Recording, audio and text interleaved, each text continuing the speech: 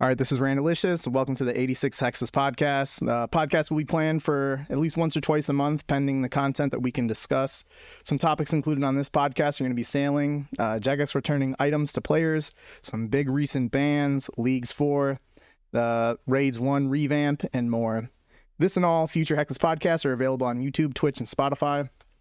If you'd like, you can submit a topic in a channel that we have on our Discord server, and we'll give you a shout out if your topic is selected to be added in.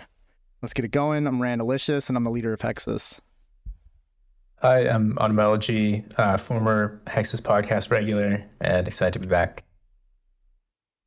I'm Hooba, and I'm an alcoholic. Yo, what's good? I'm Bakusho. I'm ranked 290, and I'm a lieutenant in Hexis. Yo, what's up? It's Dkho. I'm a captain in Solace. Also ironman, rank 2 right now. My name is JCW. I'm ranked 3, level 3, but also happen to have 200 mil in every skill. All right, so I think collectively we're pushing like in terms of collective time logged into the game. Like I think between us all, we've probably got somewhere between like 100,000 to 150,000 hours of just like total playtime between the six of us. That's got to be close to, if not the most, like just time played on a podcast before. Like we had one where it was like Dan, Dumbfounded, Minolinski, and I that were on it, and I was like, that was probably close to 100K. But big time gamers on this. Thanks, guys. Wasn't Bailey supposed to be on that one as well? Yeah, he was, and then he overslept. And, He overslept, didn't he?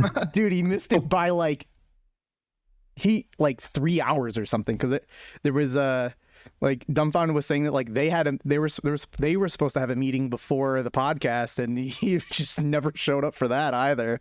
So he meeting, bro. he slept through like 6 alarms. But In there before. yeah. But all right, so we got some like player specific questions here, given some of the uniqueness we've got. But yeah, Autumnelegy, years ago you were on the older podcast. You had mentioned, because as I was listening to it, you mentioned that you were making the free to play Ultimate Ironman, and you now primarily play that as opposed to your main. How did that change feel, and how have you found it to be fun? Like, what have been some of the things you've enjoyed most about free to play Ultimate Ironman? Yeah, I would say I definitely enjoy it more than my main these days, and mostly because I don't have to play alts to be efficient, and the skilling methods are like simple and slow but still grindy. Don't have to do dailies, don't have to worry about updates changing the game nearly as much, because free to play gets maybe like 2 updates a year, and usually they're pretty minor. So for my playstyle and approach to the game, I think it's much better suited. And nowadays, I only really play the main as kind of like a AFK side project. What's the side project on it right now? Recently, nothing, because I've had some wrist problems, so I've just been like not using the wrist as much as I can while still playing the free to play. But I started doing farm runs again a few days ago, finally. So maybe I'll finish that eventually. Good shit. All right, Dkho, as you approach the incredible achievement of 200 mil all on an Ironman, what are your plans going to be afterwards? My plan's gonna be afterwards. Yeah. I mean, to be honest, I'm still pretty far away, so focusing on finishing. Like, it's over like 4 months away. Even on my pace, I'm going pretty hard. So, I guess runescape wise, I definitely see myself playing more. PVM, that'll be the main thing. I think I'll stay on the same account for sure. Gonna be popping off 5K years of EHB. I think I could. I got it in me, but probably play a bit less. I've really enjoyed like all parts of the game, to be honest. Well, it's considered me just a skiller, like maybe most people do right now, but I really enjoy PVM. Probably do some not collection log, but completionist stuff. So always make a distinction. I see myself like a completionist, not a collection log hunter. So yeah, I'll be definitely playing a lot Probably mess about and like I don't know, do random stuff for fun. Because like there's not like a so with skilling you always feel like you want to like actually make progression in your count. But with like PVM and that, it's a little bit different. It's not like you put 10 hours in for PVM and you get 10 hours out. Sometimes you just get lucky, and I guess it's a bit less motivating to play long hours in that way for PVM. So, which moves into real life. I definitely want to spend more time in real life. Got lots of goals really. Probably, definitely want to start gym. Improve like my job and that. Get further in my career. So lots of stuff. Learn about like languages as well. So wish I had more time in life, but most valuable thing there is. Yeah, time is. What is it saying? Time is the most precious thing. Yeah, most expensive thing. Yeah, that's it. Yeah, so much stuff to do, but not enough time. And I think like the goal that takes the longest. You know, as you talk about like the time aspect, I was actually having a discussion with my wife the other day, kind of about like we went to Disneyland like a year ago, and we got like the Genie Plus to like skip the lines for everything. It costs money, but I was like, you know, doing the math for it, it was like the amount of time that I saved just like paying to skip the line. It was like. It was equivalent to like had I stood in line, I'd be saving like $7 an hour, which like in some I mean if you can afford it, it's worth for sure. Yeah, so definitely get you on that time. But I definitely hate like doing nothing. So even after like RuneScape, if I do something else, like I also do something else in real life, I need to keep myself entertained. I'm like, I get bored doing nothing, really. Yeah, absolutely. All right, JCW, you got like, what were the main reasons like for doing 200 mil all and remaining a level 3?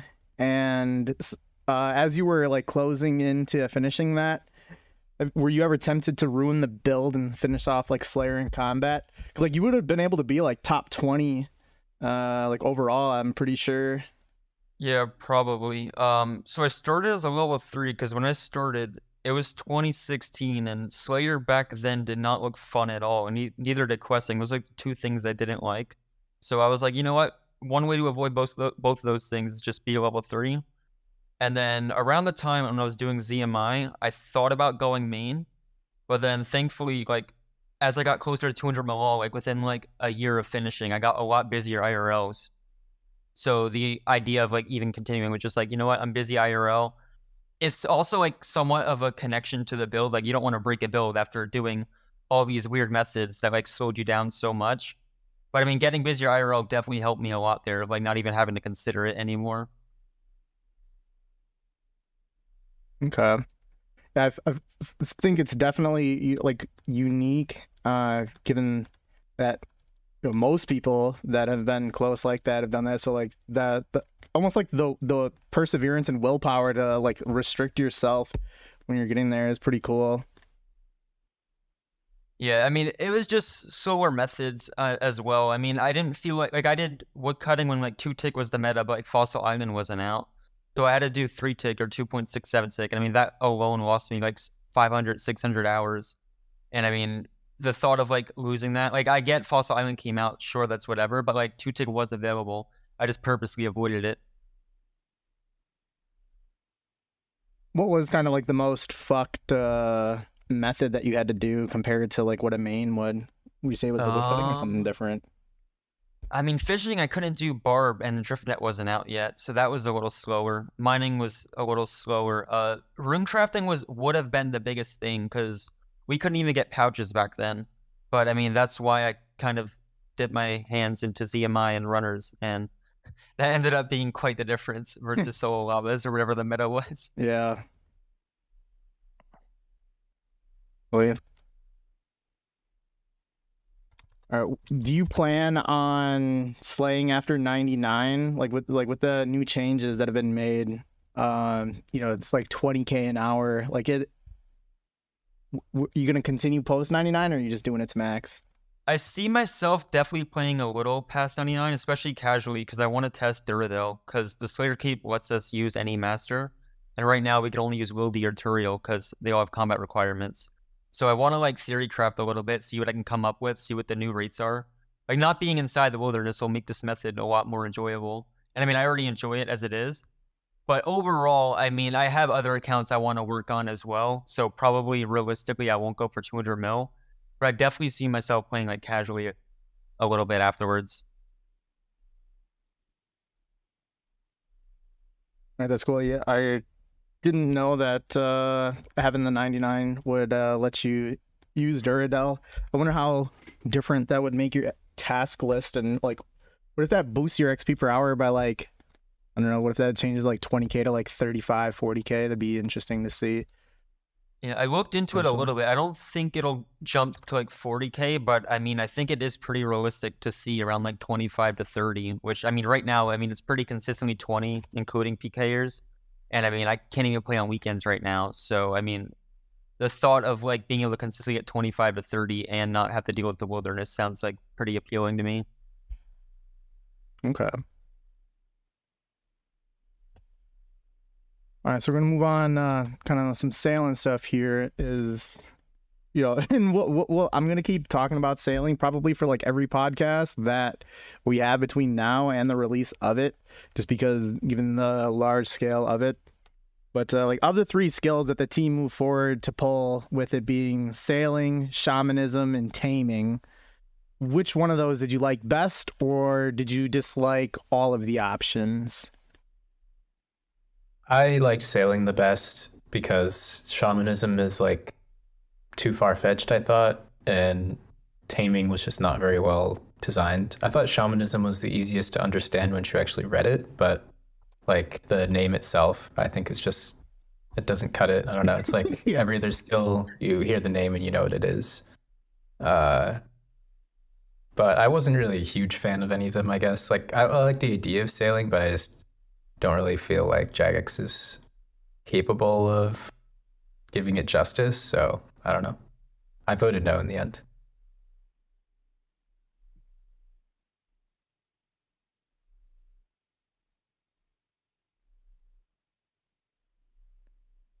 DK? All right. I don't know. It's a bit odd. So I'd say I'm actually pretty like more positive and like getting new updates in compared to like maybe other like HLC members, but there's something about the skill that I didn't like. I think every design that they came out with being not great. They didn't feel like great at all. They don't feel like amazing or like super creative. Feels like they're trying to get skill in like not because it needs it, but like because they need to get like new members in, new excitement for the game. Yeah, which is interesting given that they talk about like the numbers and their profit just continuously rises. Yeah, that's the thing with old school, right?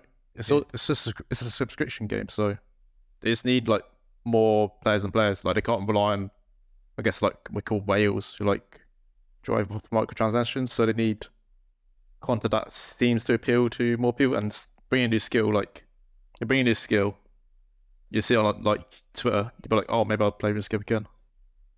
So that's I don't like why they're adding a new skill. I think it's just for like growth, not because the game needs it. In terms of the skills, it's tough. I think taming, I don't know, it's sort of like a shamanism, not shamanism, but summoning sort of. I don't think it really fits because I feel like ults kind of serve the purpose. What summoning does now, you can like do DPS. You got your pack crit with ults. And I think at least I know a lot of people don't like ults, but I think ults are like more high effort than like just summoning a creature. Yeah, people are really creative with alts nowadays as well. Yeah.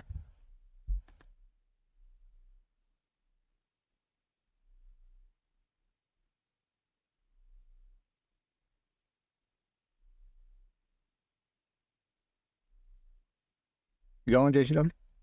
Oh, yeah. So for me personally, sailing still feels like a meme to me, like even to this day. It just feels like, hey, this is something we talked about in 2007. Like it's so cool that you can like the idea of like sailing on an ocean or whatever. It just feels like a meme to me. And the other two skills, I mean, I didn't read into the new skills that much because I mean, at the end of the day, I personally feel like whatever the skill is, whatever I'll have to train it. But I mean, the other two skills at least feel like less of a meme. Like they actually like had to come up with like a brand new idea rather than something that was like, hey, you know what? Remember from 2007 when like we all thought sailing would be cool? It's added into the game.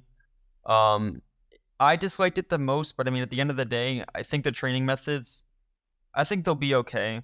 Um, the other two, I didn't really care which one passed. I think I ended up not voting on that poll, but I 100% expected sailing to pass, and yeah. Yeah, I mean, I voted no.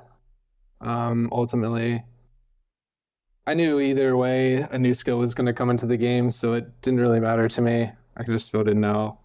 Um, I think the one thing I'll say about really the new skill coming to the game um, is that there will be a lot of like hype around it, and that will be probably kind of exciting, whether that lasts for a couple days or a week or however long it lasts. I guess that I'm looking forward the most to that, and just like watching the race and the Twitch streams and everything. But as far as like the skills themselves, just reading them, I wasn't nothing. Just like it was hard to just get excited for one of them, really.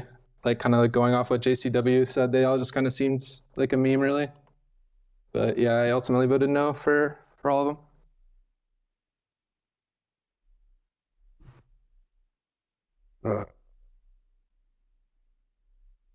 I thought they were all shit. I voted no. I don't know. They all seemed boring. How many accounts did you vote no on? All of them. I have no idea. Quite a few. Making new accounts to vote no and shit. That All of them.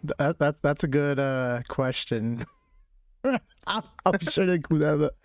I love every time there's like I've done it twice now, but I just make fake tweets saying I got voted on 10 accounts because it just makes. Oh yeah. The thing is that like I could tweet that and that would be an understatement and it wouldn't be fake. I think I did it on like 14 of them. Nah, you're a trooper. Yeah, Should have been engineering. I was, trying Yeah, to just run engineering back. trying to preserve the old school feel. Caleb, it's interesting you said that the shamanism name was fucked. That was one thing that I mentioned on the last podcast is that like I feel like if that thing had any other name, it would have actually been the one that would have won over sailing because it only lost to sailing by a couple hundred votes, and it probably was the better, like based on the limited information we have. I feel like that probably would have been the better skill, but the name sucked. I thought Taming was bad, but like when I saw the initial like the post that they had the 3 names of the skills in the news post of the title. I was like, all right, like I almost felt like not even reading it because I felt like, yep, sailing's gonna be the one. Yeah, like just the name alone is so much more iconic. And I don't know, I can't think of a better name than shamanism for what they're proposing, but it's just not a good name. I don't know. Yeah, I mean, I did kind of think the concept wasn't the worst, but yeah. What was it? It was like adding upgrades to items or something. It was, yeah. I mean, it wasn't, and maybe JCW can. It didn't seem super different from like Invention, kind of. Yeah. From RS3. Invention fits really well with the name, and I mean, it would have been great, but I mean, then you'd have people be like, "Oh, nope, it's from RS3, you can't take it." Yeah, but like the like core concept of it is somewhat similar, from my understanding. Was it like putting perks and stuff on like weapons and Yeah, it was kind of like almost imbuing like everything. Yeah, that's legitimately Kind Invention. of. Yeah, I felt like it was kind of like it could have been reskinned with a bunch of different themes. Like it could have had the same effect on the game if it was invention or like engineering or like various other ideas like that. Just like Engineering is a instead good of- name. Invention? Had it been called engineering, it probably would have been. Wait, is engineering not RuneScape free skill? No, it's invention, not That's engineering. Just called engineering. Yeah, I mean that's way better than any of them. Yeah, imagine engineering and the hub of the skill is Dorgish Khan. That'd be sick. You're onto something. Maybe they should hire you. Yo, just do blast furnace. Make that engineering. I want to do that skill again. Yeah, except fix the RNG on the belt breaking. Yeah, that shit's annoying. All right, so what did you guys think about sailing kind of being hidden in the lock-in poll? So there were 12 questions on it, and sailing was the 6th question after like 5 questions about Varlamore. How did you feel about like that kind of handling of it? And, you know, like kind of bonus in that is them also lowering the pass percentage from 75 to 70 before announcing the new skill. Dude, that pissed me off so much. Like, the first skill ever to be added to RuneScape, and they're going to put it as question 6 or whatever it was. It's just so ridiculous. Like, they were doing everything they could to get it to pass, including, I think that they lowered the pull threshold to 70% with adding a new skill in mind. Yeah, Because it was like a year 6 weeks. prior or something like that. No, it was like when they announced we are moving it from 75 to 70, it was like 6 weeks later they announced that they were going to, you know, start development and shit towards a new skill. It's crazy. So, and yeah, I 6 think weeks. like, why did they have to lower the threshold, man? Everything passes with like 80%. I don't get that. Except PvP and new skills. So Yeah. Yeah. they don't want to get new PvP. Well, they force it in now. It's like overpolled. So it's Yeah. like a new skill. Yeah. So that left a really bad taste in my mouth. I think they, like, if it had passed at 75% and it was in its own poll as one question, and that would be one thing. But I feel like they really snaked it in. Mm-hmm. Yeah, it's just insane. I mean, they literally snaked it in. I mean, there's no other way to say it. Something of like that importance really should just be on itself or like on its own. And if not, just like at the top of the list. But yeah, pretty weird. Yeah, that was a ratty thing to do. I don't know why you wouldn't put that as number 1, but that's just a Jagex thing to do.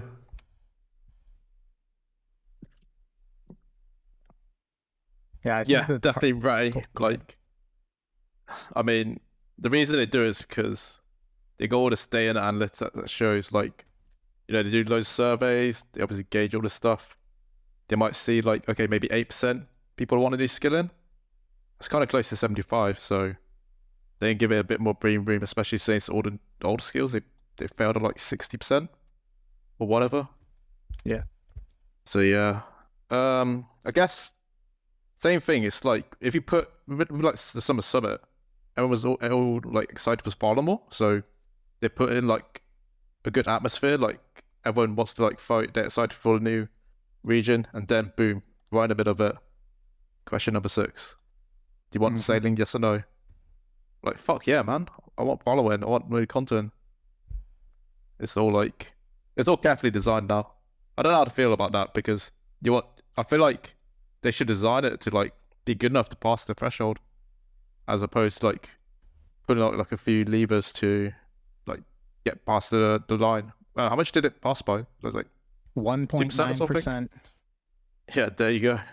It only gained like a few percentage points over the last time they pulled it, where they just put like a couple of dev blogs out about it. And this time they were working on it for like, I don't know, over 6 months or something before they pulled it. Yeah, and they had way more information given out and everything. Yeah, I mean, I think it's just really, really unfortunate. And, you know, I'll say this, like the company makes $1 million a week.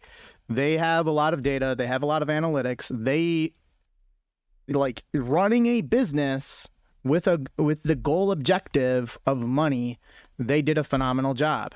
They had, their data warehouse do what they needed to do to kind of figure out, all right, if we want to get a new skill, and like if they're dead set on like whatever their marketing or analytics team, they have a feel that a new skill will give them a whole lot of money. So with that in mind, the best thing for them to do is do what they can to make a new skill pass. And from an execution standpoint, they did a phenomenal job with that as their goal. They lowered the pull passing percentage from 75 to 70. They then announced the new skill. And then I'll give them this though, like it may sound like I'm almost being sarcastic, like under the guideline of how do we make a new skill pass, they did everything in their power to be able to do it, and had they not done it that way, it wouldn't have passed. So like with that as their goal, they achieved that. It being the sixth, it is literally the most important question, as is every single time that a new skill has been pulled. It is the most important question in old school RuneScape history, and having it the sixth question out of 12 is ridiculous and insane. Yeah. And every single thing, I don't want to go into super conspiracy, but like I bet they have some idea that like once people get through 5 questions of voting yes, like the likelihood that they vote yes on the 6th question is just like, at that point people are in autopilot. I don't want to say that, but like could be.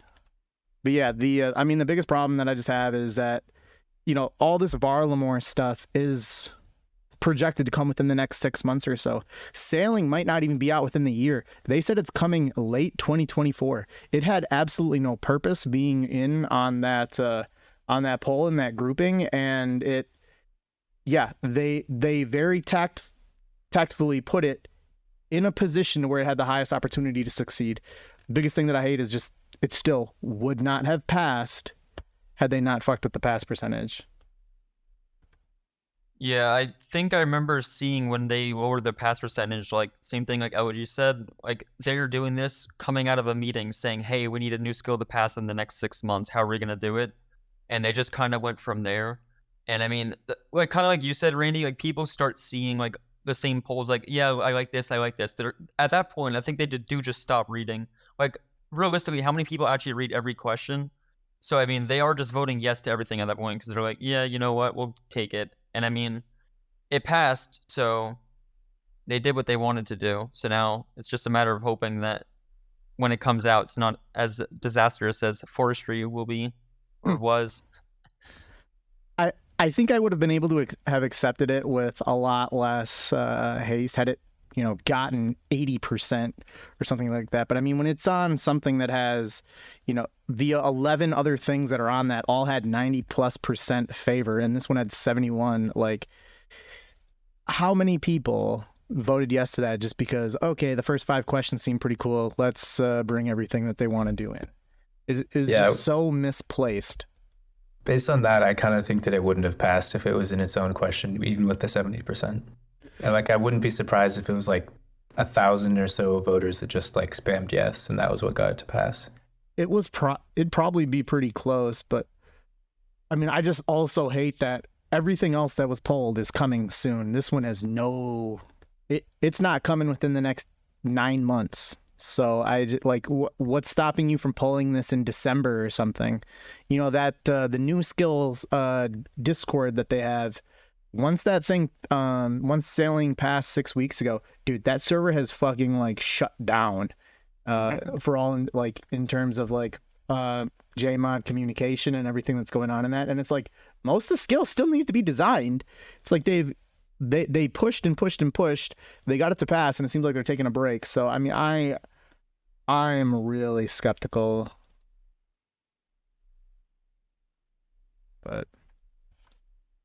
Yeah. Was there anything the team could have done to have changed your mind to have voted yes to sailing? Honestly, no, probably not. Let me spin it, maybe. Other than that, no. But I guess it's just coming into the game. Gonna have to do it. It is what it is. Yeah. So they need to make a few changes. Let me start. What they need to do, they need to, instead of you on water, you go underground.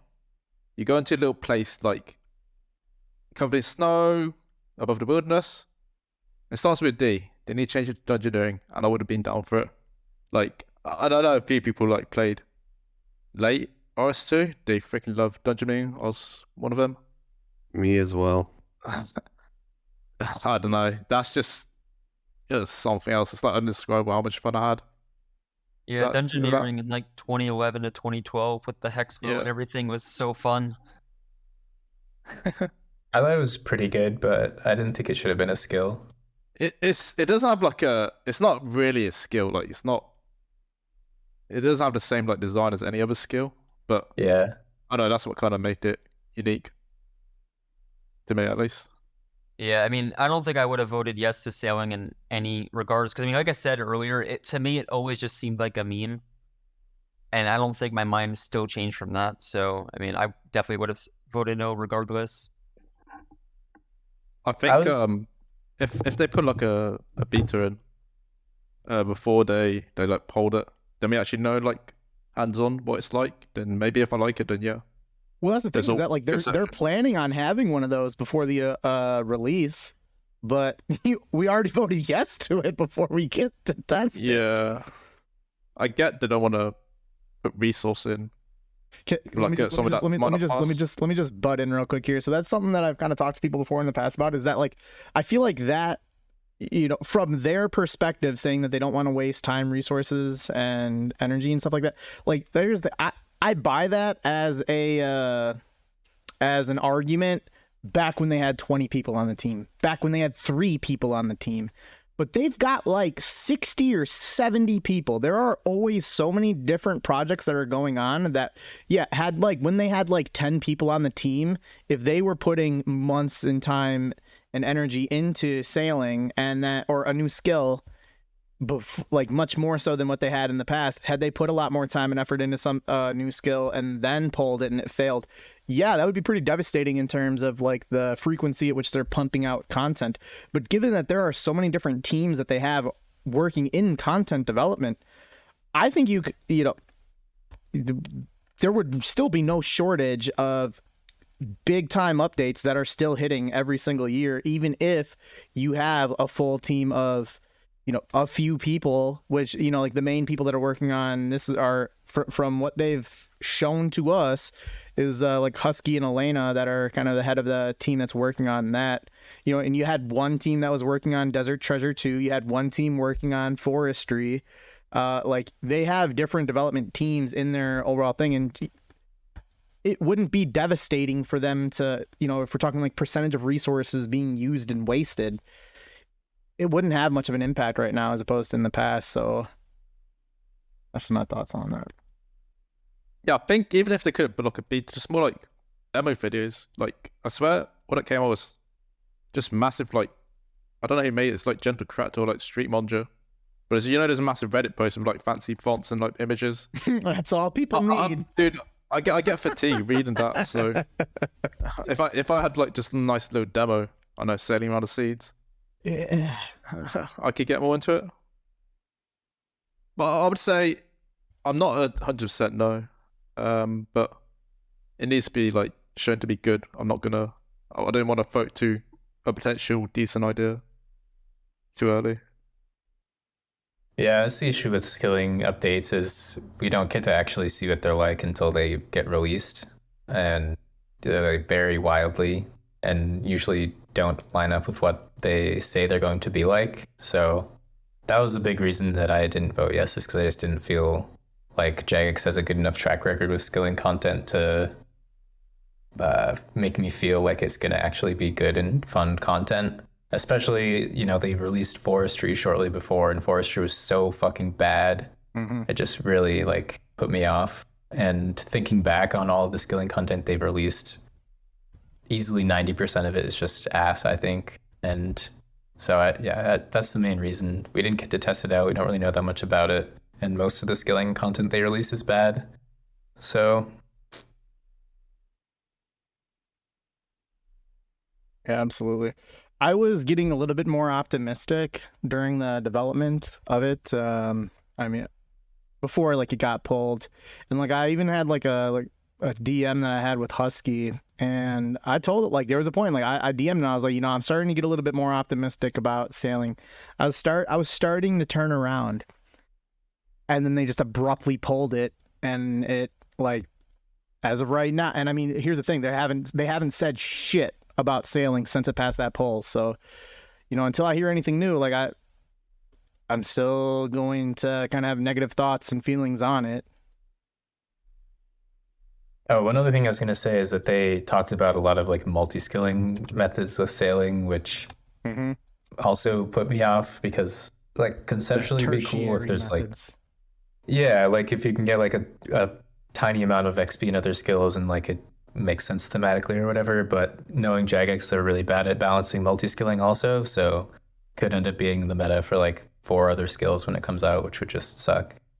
Yeah, that was one of the things when I was talking with Husky is that like it's very important like with those ones that they are doing that they're very careful about which skills it is that they're kind of making like that. Like as like if they want to do sailing and fletching, sure, that doesn't matter. Sailing and farming, yeah, that doesn't matter. But there is supposed to be some kind of Slayer sailing method, which high potential for that to fuck up the game. I think mining and fishing also. Really? Yeah. I mean, fishing makes sense, to be fair. Yeah. Yeah, fishing makes a lot of sense. Mining, they were talking about like dredging the ground for like minerals or something. I mean, I guess that has a much better place than Slayer. Slayer makes sense of like going to an island that has Slayer monsters or whatever. It just, I don't know. They need to learn how to balance stuff. Yeah. All right. Will you guys be rushing sailing to 99 or 200 mil when it comes out? What's your plan for it in terms of like commitment wise? I'll definitely be going for 99 in one go. As far as 200 mil, I'll definitely be going for 200 mil. I don't know if I'll just go off like be rushing it per se, but if it's fun and I enjoy it, then I'll most likely get a 200 mil. But I won't be like rushing for top page by any means. It'd be nice to get like top 100 in the skill. Me? It's literally going to depend on my free time. If I'm like busy or not in real life, I won't change my real life at all. Like when I realise, okay, they got sailing next, they might just add a new skill like in a few years anyways. So it's never going to be like against me, I'll probably be 200 mil when it comes out. So it'd be like just getting like permanent rank. I guess there's still excitement for the first one because it's like a race. It's sort of a race between like, I guess 50 to 60 people. So maybe I could get into that. But I won't change my real life. The only way I could see myself like trying hard is like if I change jobs and I have to like sign some non-compete, so I can't like actually work for like a few months, then I'll sacrifice anything. But that's just the stars have to line up for that, and I think I could do some crazy hours. But top 5? I could do 500 plus for sure a month. I don't know what that'll get me, but that's just 10, like top 10 for sure. That's the stars of the line thing. And I probably don't want to do that lifestyle for too long. I mean, I don't think it's too bad for like 1 or 2 months. I can't imagine that it's going to be much more than like. I mean, obviously they've said nothing about XP rates, but I feel like it's not going to be much more than like 1K hours. Yeah, I think the longer it goes, the better it suits me because I'm really consistent with our play.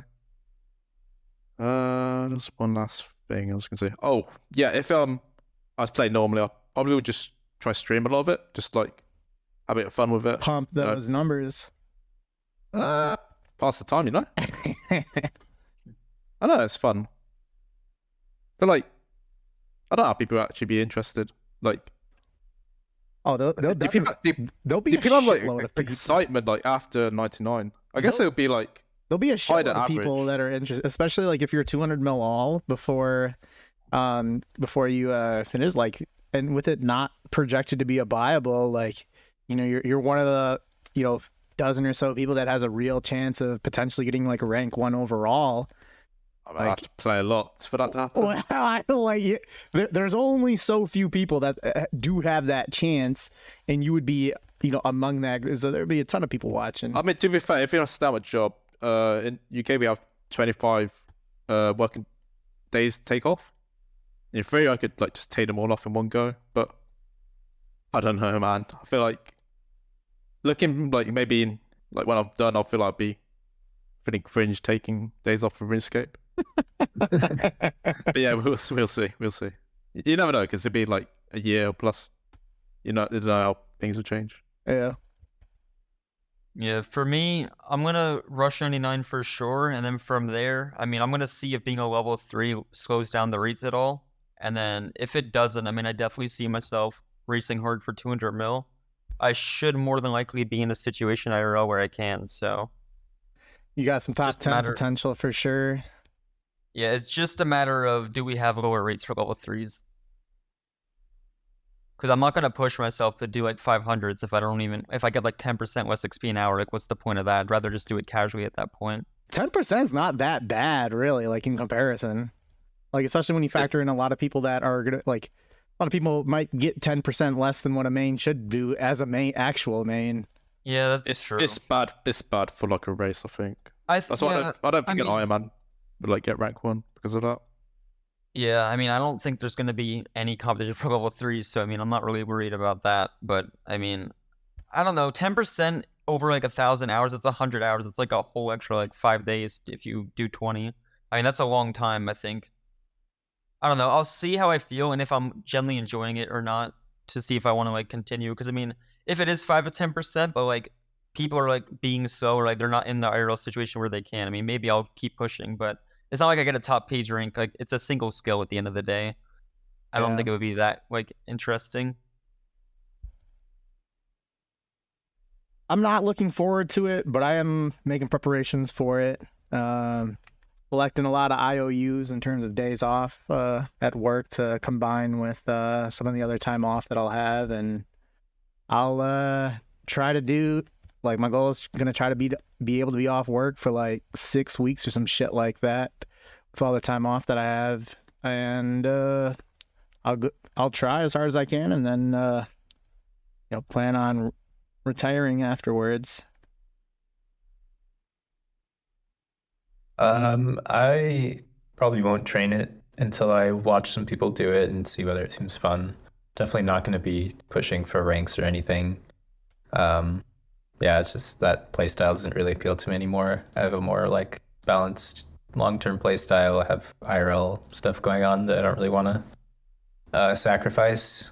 So basically, if it seems fun, maybe I'll go for 200 mil. If it doesn't, then I'll just leave it at 1. I don't want to get 99 and have it sit there. I'd kind of rather lose the max cape. I'll be getting 99 at least. I do not want to lose my max cape. I'm lost without it. Pretty overpowered. Yeah, it's very nice to have. 200 mil, I have no idea. If it's like team-based or something, I don't even know if it is or not. I've read nothing about it, I'm going to be honest. But if it's something where you need a team, I'd probably... See, one interesting thing about that is they've talked about it being team-based, and that, like, you could... Like, they're thinking you can potentially do it with other players, but you can also potentially do it with NPCs as well. Okay. So... Well, yeah, if it's better with players, then obviously I would want to do that. Go with some big gamers and get her done. Yeah. But it almost feels like it might have some like similarities, just like team-wise, like in relation to like Volcanic Mine almost. yes, if you got to rely on a Discord for it, that's terrifying. Well, I mean, maybe long-term someone might, but you know, like Yeah. all the HLC clans and, you know, just top Yeah. gamers are going to be able to just have their own groups together. Yeah, Yeah, I it'll kind be of excited for get done just early. people just talk about like sailing, not sailing, but just being like TeamSpeak or Discord all day. Yeah, the that- hype will be fun for sure. Like when it that'll be drops. like that'll definitely be like the most rejuvenated the HLC has been in probably at least 5 years. You know, 'cause I'd say like it's probably been on a downwards trajectory since like Lynx like finished like almost 5 years ago now. You know, it was like there was that, you know, time period where no one had 200 mil all, and you know, there's still potential for anyone to be able to get. And then even there was that, dude, there was a lot of hype even when Lynx Titan like took like a month off in the middle of playing. And well, everyone was like, holy shit, he burnt out like 2,000 hours away from finishing. I just went on vacation. It was something like that. But You'll have to fire up the streams again, Randy, and get the headband going. I mean, if streaming doesn't compromise the gains or anything like that to where you can get ragged or crashed, then potentially we'll see. But all right, so moving on, like Leagues 4 is coming in a month. It's gonna have like boosted XP rates, different relics that impact the way you train and kill monsters. Areas are unlocked one at a time. There's paths you can choose to forge your own way. League will run for 8 weeks.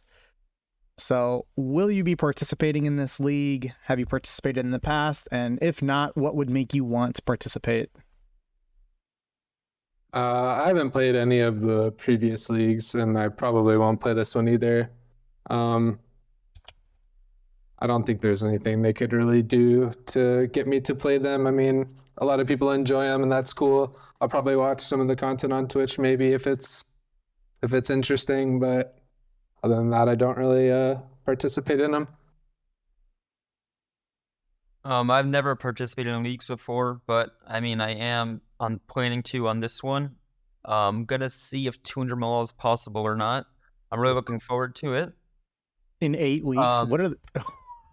I believe the XP rates go to 16 times, but like it's not even just that. It's like you also get relics where like you auto mine a whole inventory in 1 tick or something. Like it's shit like that that makes it even better.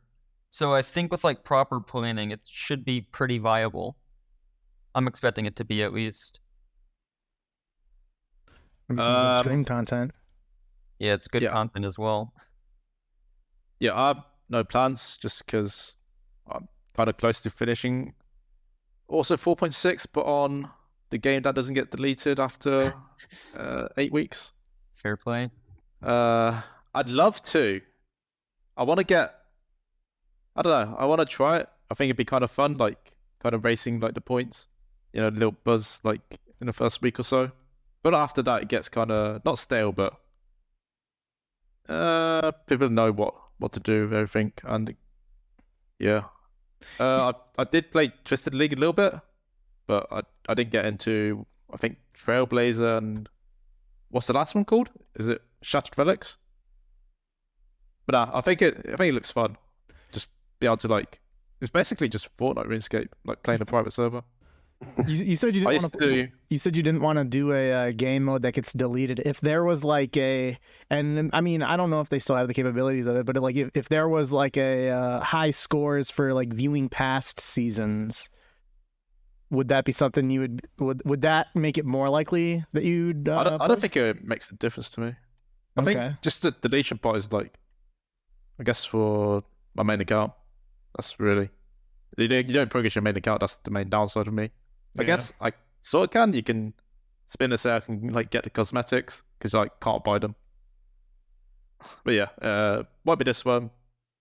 Maybe in 2 years or whatever the next one is. I'll play that.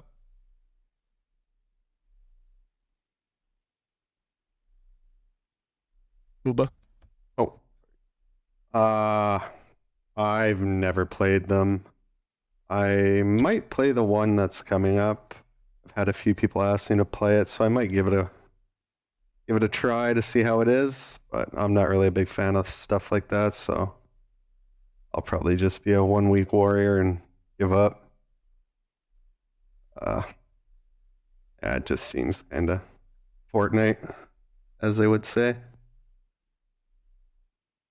Yeah, I've never played a league and I don't plan to, but I think Honestly, I kind of like it because it's something that keeps the average player interested that doesn't fuck up the main game. So, Next question. We'll see.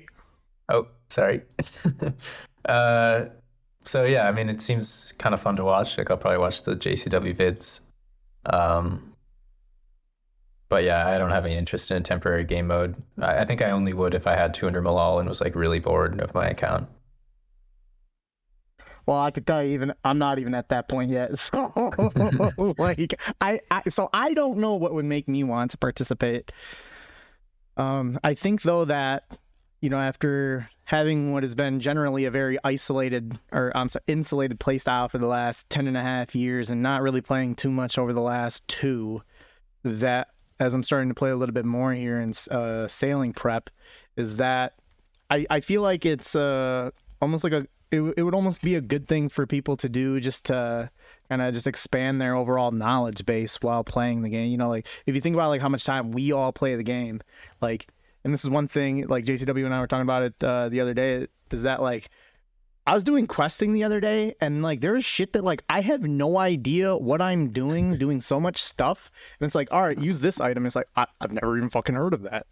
Where's my boost clear? Yeah, like it's which, you know, I feel like, you know, with all the time play that we have, is like, you know, I feel like I know so little about the game aside from skilling, and like participating in something like leagues, I feel like could just be good for the general enhancement of your RuneScape just experience. I'll never do it though. That being said, That's why you play Ironman. Get to learn, where you're forced to learn all of the game. I wish that I would have made one in 2014. Just fucking AFK'd on it for years. Like trying to think like how many 200 mils would I have been able to have like AFK'd while like doing 200 mil on my main? A handful of them. But oh well. I mean, I always say that, and then I think like, oh damn, like had I done it when I first said that like 4 years ago, I might not have a bad Ironman right now. But way past that point. All right. So building off, Gale, what you're saying is that some people have some concerns about leagues, and like in the HLC, some of us have had concerns in the past when players go and they play leagues, they participate in some shit that's really busted, really broken, and then they kind of bring, you know, then they come back to the main game and, oh, this game's shit, I can't progress, or I would like this to come from leagues into the main game. And some of it, or even just the idea and the influence that has on players has impacted the main game. So have you shared any concern about leagues impacting the main game? And what would your, if not, kind of tell me why, and what are your kind of expectations for like how leagues impacts the main game moving forward?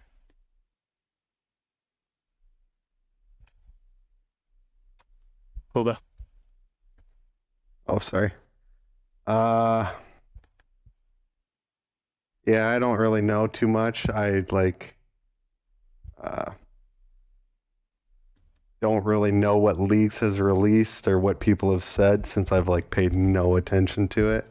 But there's just always those people on Reddit who want ridiculous things after they experience the boosted XP rates.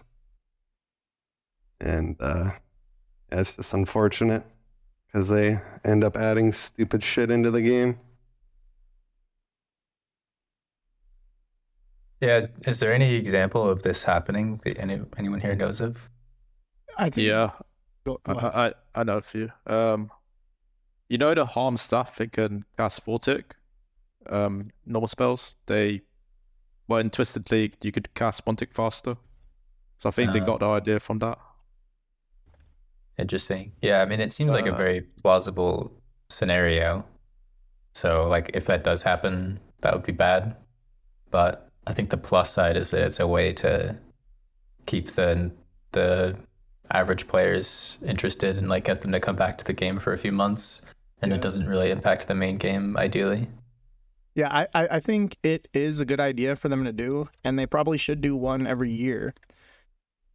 Rather than like it being an update or like something specific to leagues that then comes in the main game, like the thing that I think that is potentially more damaging, and it's incalculable, is like the influence that it has on player mentality, and then like how that influences them to vote on things, push for other types of updates to come, rather than like, okay, this item was in leagues, it was busted, people liked it, we're bringing it into the main game. My concern's more on the like the mental impact that it has rather than the physical. Yeah, I don't know. I think it's pretty healthy, I guess, for the player base. I mean, I think people enjoy it. And I guess if it doesn't really impact the main game that much, the thing is nowadays it's just nuts, man. Everybody wants everything pack-a-punched, and I don't know. I feel like this like mindset has been going on for a while now. Just even like without leagues kind of like being there, everybody just like wants everything easier and stronger, better, faster. That's just like really human nature, but it just comes into the game as well. But for leagues, I mean, it's good. Like building off what everyone else was saying, I guess it's as long as people enjoy it, it's healthy for the game. Yeah, I don't think the relics from leagues, like for the most part at least, like the 4-tick harm staff, I wouldn't really say that was from leagues. I don't think they're getting the ideas from that. But I mean, just in general, like people just want everything faster for whatever reason. I don't think leagues relics have anything to do with it. So I mean, I think it's a great thing for the game, and yeah. Yeah, I agree. It's like a gradual change. People want things to not just be faster, but easier. I mean, you look at stars, Yeah, true. what are like 20, 30k? Mm-hmm. It's fucking slow, dude. Not like you're gonna spend a whole week to get 2 million experience. That's so long. But yeah, I think just temporary gamers don't really have that much effect, at least from my experience, and I do browse Twitter a lot. I don't think it's really leagues or you gotta remember Deadman, like that's also temporary game mode, always has faster rates. Okay, I guess it didn't have like the relics into the last one, but it's No, it not had been like relics. You no, could, no, like... into the last one before that. Oh, okay. Yeah. Yeah. So yeah, I don't think it's kind of temporary game mode driven. No concern for me really. Okay. So one thing like in the community that recently happened, and then they made a news post about it, is that in the news post they said recently an incident involving the return of a large amount of wealth to a content creator had surfaced, and several concerns and spirited discussions among the community, primarily pertaining to their item return policies and practices, was going on. So the context of that is that Jagex restored approximately like 4.8 bill GP to a like a YouTuber streamer type guy after he got hacked and lost it all. Now, allegedly, this is what I was told, is that like he bought it, like all that money he bought with bonds, but and like he like isn't even, you know, it'd be one thing if it was like, I don't know, Bodhi getting hacked and stuff, but like, I don't know, this guy's a Diablo YouTuber. It's not like he's a champion of, you know, the game, and I don't know. What do you think about them restoring this guy's items? You know, and more so, like I think people should get their shit back in an instance like, but what do you think about this kind of being a unique situation? Just overall thoughts. I really don't know how this happened because I heard them say that they reached out to him, like the YouTuber didn't even reach out to them. Like they just happened, like I'm guessing a JMod watches Diablo streams or whatever and was like, hey, I heard you got hacked, like here's your items back or something. But like he didn't even reach out to them. So like the fact they restored that kind of like blows my mind. Like it was clearly like a huge mistake in my opinion. I mean, I don't think it's realistic for them to return items for everyone. So I mean, why give favoritism? Even though the favoritism like does make sense in the sense that like free advertisement, sure, but I mean, you're not going to make people happy. It's going to outweigh it. You shouldn't give people items back, especially because I heard the guy didn't even have authenticator. So I mean, yeah, kind like of asking for it at that point. It doesn't seem like his account was really all so secure, and there's one question where we'll kind of talk about that a little bit. more in detail about like it being Jagex's fault versus the player's fault. Yeah, I mean, I've been hacked before, and I mean, I got hacked because they spammed, eventually locked my account, and I lost my authenticator that way. I mean, I didn't lose much. I lost like 200 rolls, whatever. Move on with your day. But I mean, I don't know how they managed to reach out to this guy where like he didn't even initiate it and still refund his stuff. Mm-hmm. But yeah, it's crazy to me. Yeah, I mean, I think the outrage about this was warranted, and like it's just a clear case of streamer favoritism. If they can't offer the same service to the average player, they shouldn't be offering it at all. And the news post was so bad. It was just like corporate mumbo jumbo that basically said like, we might just continue doing this, lol. Yeah. So yeah, I think they handled it really poorly. Yeah, I thought it was ridiculous. That yeah, just streamer favoritism. If they can't do it for like somebody who's been playing for a decade or whatever, and they just do that, I don't know. It's just sad, honestly. But I guess whatever makes them look good. Well, there's a lot of things they could do to make them look good that they refuse to do. Yeah. But you know, no one's mad at the guy. You know, like the favorite. You know, it's more so Jagex that the negative views are pointed at in this, and you know it. I don't like it. I don't think that it's fair. It would not. Old timers will remember Mod Matt K did this. He set the initial precedent, breaking it. And this was in like 2015. There was a player. His name was Pizza Man without an A in his name. It was just Pizza MN. And he would go around. If you sent him, you know, popped up on Reddit that like this guy would deliver you a pizza. If you messaged him in game and said, "Hey, I'm at Otto's Grotto doing barbarian fishing. Can I get a pizza?" He would come and deliver you a pizza, you know, something like he was just a pizza delivery guy. And he had like, seriously, it was like 1 million pizzas or something like that. And like his account got hacked and the hacker took all the pizzas. Mod Matt K, this was when the team size was like 4 or 5. I think it was like Ash, Reach, Matt K, John, and Weth. That might have been the only 5 guys on the team at the time. And yeah, so like he just got all his pizza back, and that was the first time that this was like kind of done from an old school RuneScape perspective. Didn't think it was fair then, and I was not happy about it then, and I'm still not happy about this now. And you know, there's a lot of problems with Jagex and their account support system, and I think that something like this honestly adds to it being even more problematic. Like it. You know, like if you're gonna treat everyone like shit, which is, you know, what it is like, all right, you get hacked, your fault, our fault, it doesn't matter, you lose your shit. Like, that's not cool, but at least it's, you know, consistent. This being like that, I just don't agree with it. Yeah, to be honest, I didn't even realize this even happened. This story. Well, I guess in general, my thoughts are, I think if they can correct a wrong, they should.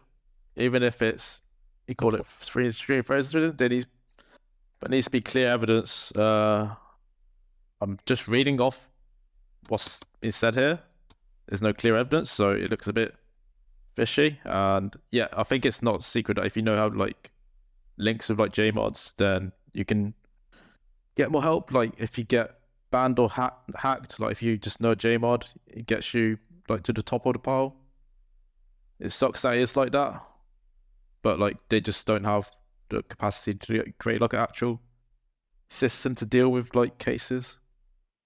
I say I'm not too worried about strange favoritism if the decision is right, but that's really it. As long as it's right, I don't care. Okay. In part of the news post, they said that going forward, that where they are at fault, they will continue to strive towards restoring items that are lost as best as they can. And based on the wording of just how the whole news post was, it didn't even say, like, this guy was the one that was at fault. It wasn't Jagex that was at fault. You know, like, obviously you have these situations where obviously the system's not perfect. Like, there are times where, like, Jagex is at fault for an account getting hacked. But with this, it, you know, it just kind of appeared like the guy, it's his fault. He got hacked, lost it all. But what do you, with them saying that they're going to try to do it as best as they can, what do you think about their thoughts on how they plan to attack item recovery for hacked players?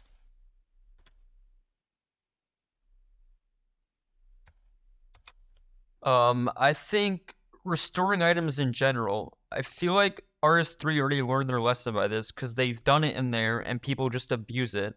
Because there's no way to get like definitive proof. Like I can have my friend be like, "Yo, log into my account from your country, take my stuff, give it back." Like no one's being stopped from doing that. It's impossible.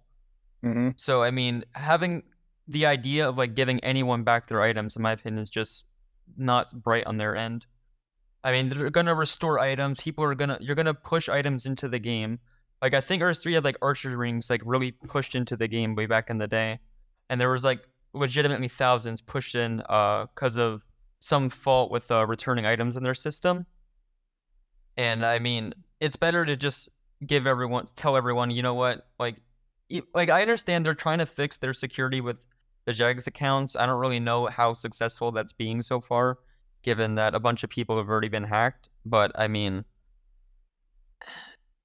everyone should have like an equal chance and not be able to recover their items, especially because there's reasons, like there's incentive to scam and try to be like, yeah, let's fake hack, kind of. Yeah, I think players, you know, kind of being incentivized now to fake a hack and try to get items is definitely on the board, and there will absolutely be people that do that. And now here's the thing as well, you know, they talk about they'll strive towards restoring items as best they can. It's not even like they have an actual like process or appeal. Like, how the fuck do you even attempt to recover that? Is it just, hey, I have this many followers on Twitter or YouTube. Here's me saying that I was hacked, and that, like, is that the way that you're kind of submitting your case? Like, how do you go about this from a player perspective and legitimately, like, you know, say this were to happen to any of us? How would we actually go about doing that? There's no formal, you know, application for, hey, I was hacked. Can this get reviewed? I think it's literally just put out a tweet and hope for the best. Don't they have the same thing? Oh, sorry. I was just gonna say, don't they have the same process with appealing bans? Like, aren't some bans like unappealable on the website? You just have to hope to get lucky either on Twitter or Reddit, and then I mean, it's RNG at that point. Yeah, it's gotta hope you don't get the Jagex support. Yeah, like I don't even have a Twitter tweet. I don't even have a Twitter. What am I supposed to do? Just like hit up one of the bros and be like, "Hey, man." Yes. Like, for the best. That's help me out. That's your appeal process. Yeah, you have to make a Twitter. The in-game system. Wait, is there even one? If one? No. When you get hacked? No. Well, not in terms. I mean, there's like account recovery stuff, but like anyone can do it. But yeah, the whole getting hacked and lost items thing, there's not even like there's a way of submitting a case for that. So I don't know what their idea is on handling it. Yeah, I mean, as far as restoring items, it's a clear game integrity issue if they don't also like ban the account that now has the items, because otherwise you're just duplicating items, and like you can't just be doing that. So like they need to have some integrity about it, and I don't know, it seems like, honestly, to me, it seems like a low priority issue compared to some of the other issues they have, such as the rampant botting problem. So I think they should try to put their anti-cheat resources towards fixing botting for returning hacked items. You talked about them like banning people who then kind of receive these like hacked, like, I mean, I feel like there's definitely a way that they can like do a full investigate, or even just like an investigation where they can see, okay, this player dropped, or like this player got hacked for 4.8 bill. They sold these items to the GE, or they gave these items to this player.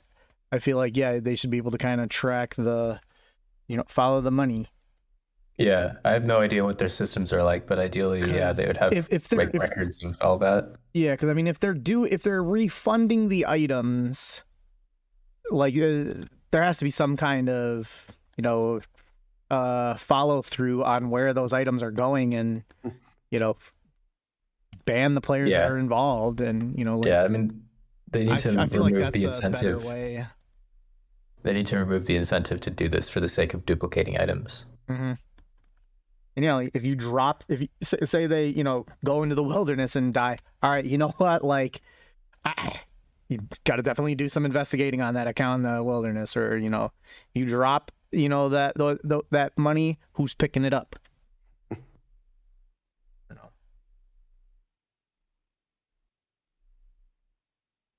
Hooba, what'd you think? Yeah, I don't know. I just if people can do that, yeah, they're just gonna get fake hacked to get items returned.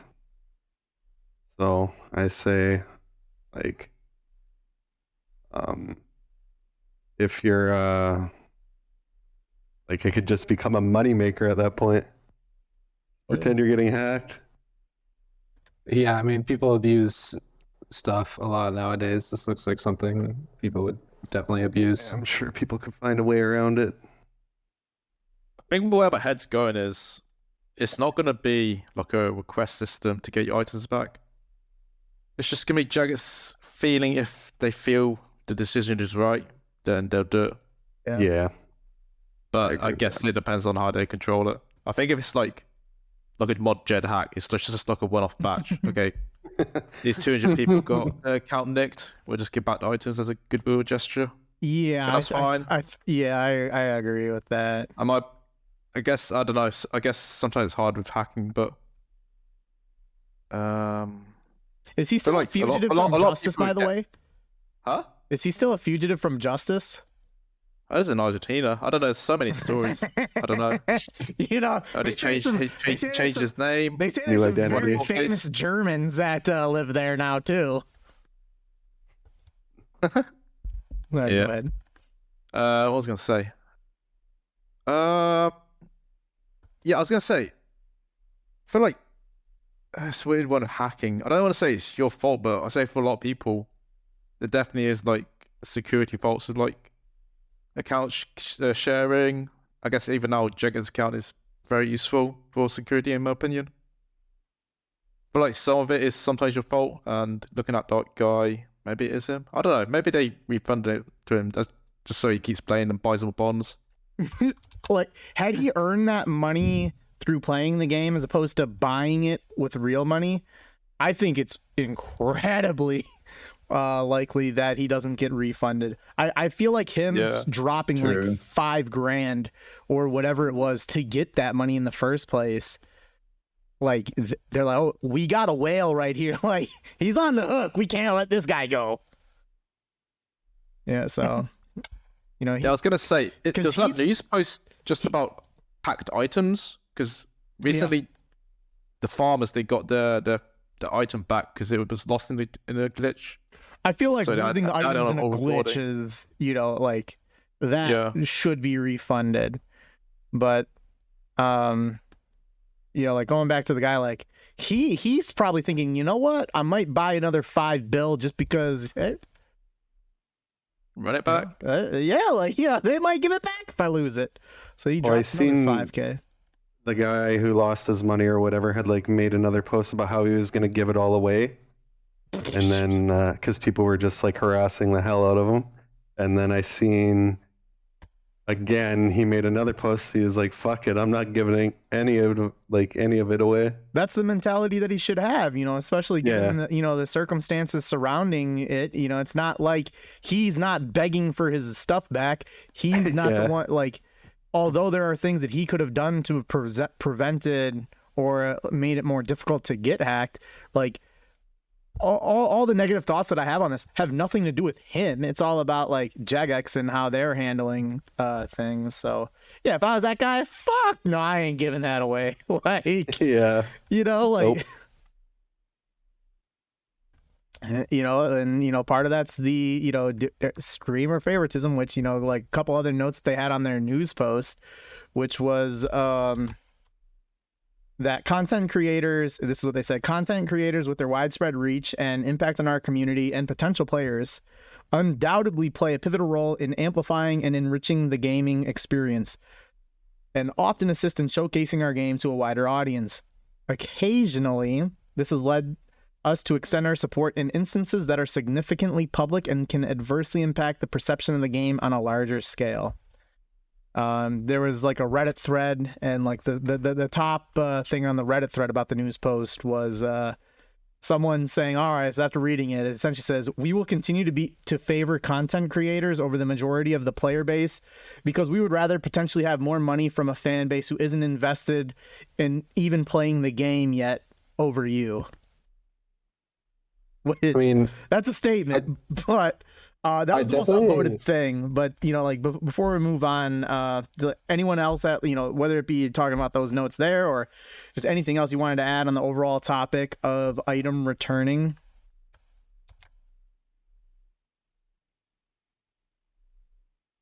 Yeah, it was a bad news post. Yeah, I just can't believe they just wrote it. Sometimes silence is like golden. You know, one of the things that they said, and I took it out as a question, was that there was a miscommunication among the teams on like refunding this guy. Like there was definitely, you know, like based on the wording in the news post saying that it was miscommunication. What could possibly be miscommunicated? It was some, like, you know, I'm rampant speculation. There was some JMod who's not involved in the, you know, like the support team that saw what happened and took it upon themselves and refunded the guy. And then they're like, the team was probably like, holy fuck, dude, you can't do that. And then they're like, okay, we can't take it back from the guy. But yeah, based on the wording of it saying that there was miscommunication, I feel like it was like a rogue JMod that did this, that didn't have the, you know, they had the permission to do it in terms of like what they can spawn into the game, but they didn't really have the authority or like the I don't know what the right word is. Yeah, that's how I imagine it exactly happened. Like you said, like some JMod watches him and was like, yo, I can give you back your items. Now I hope, I mean, it's kind of worrying that this guy would be working there if this was the case, but I mean, I'd imagine he didn't even see anything wrong with it at the time, or he thought it wouldn't go public or something. And it's like, you probably should have known about that. I mean, maybe they talked to the guy. I don't know what they did, but I mean, that's how I imagine it. Yeah, based on the wording of it, and like, you know, seeing how they kind of handle stuff over the last 10.5 years, that seems like the most the most likely thing that occurred.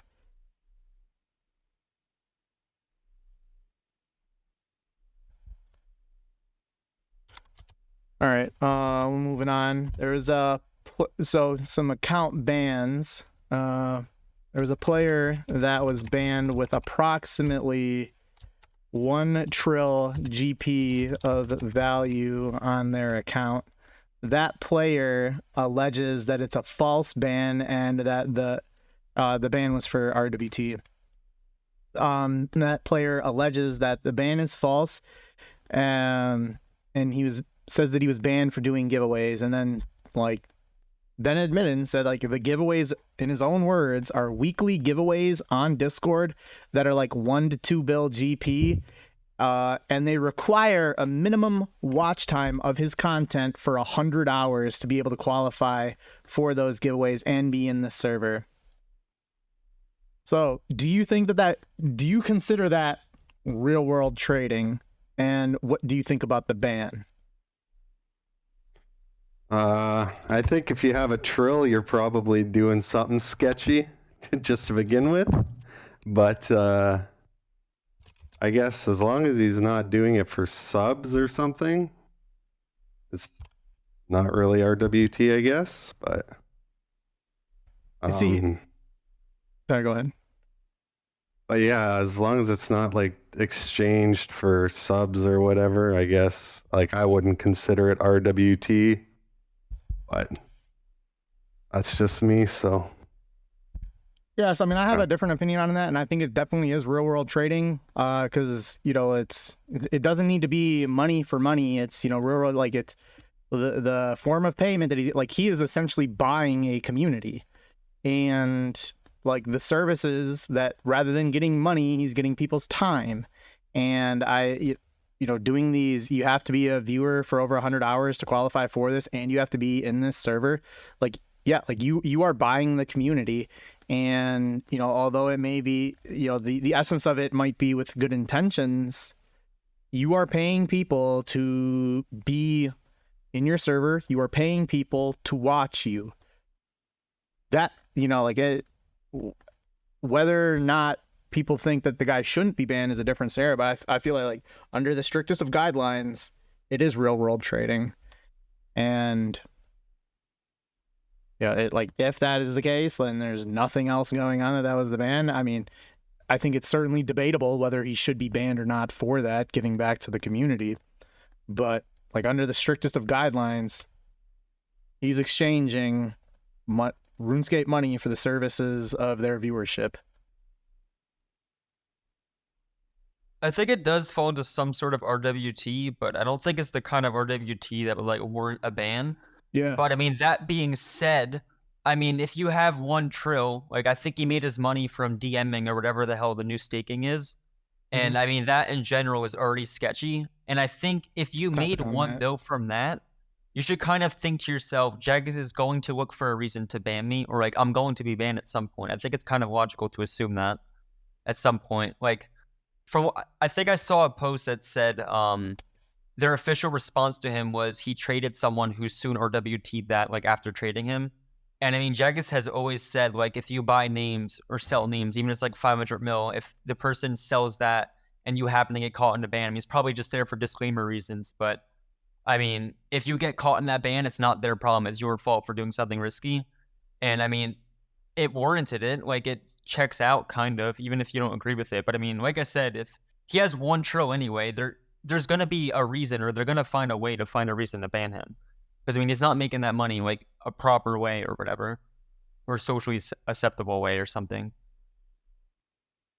Yeah, so from what I understand about the guy, he made a lot of money from DM. I guess it's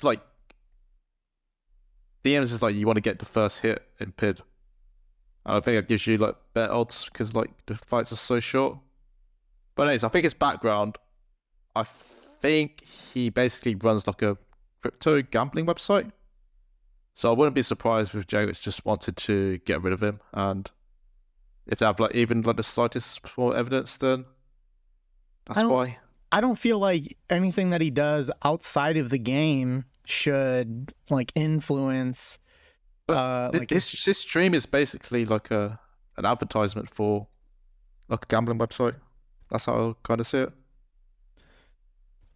But I mean, if he's not breaking any rules, I don't know if you can just say we just don't like the vibes. I feel I don't have trust in Jagex to make fully impartial decisions. I know they can ban you for any reason. Yeah, and it's clearly a manual ban, given all JMOs have looked at it.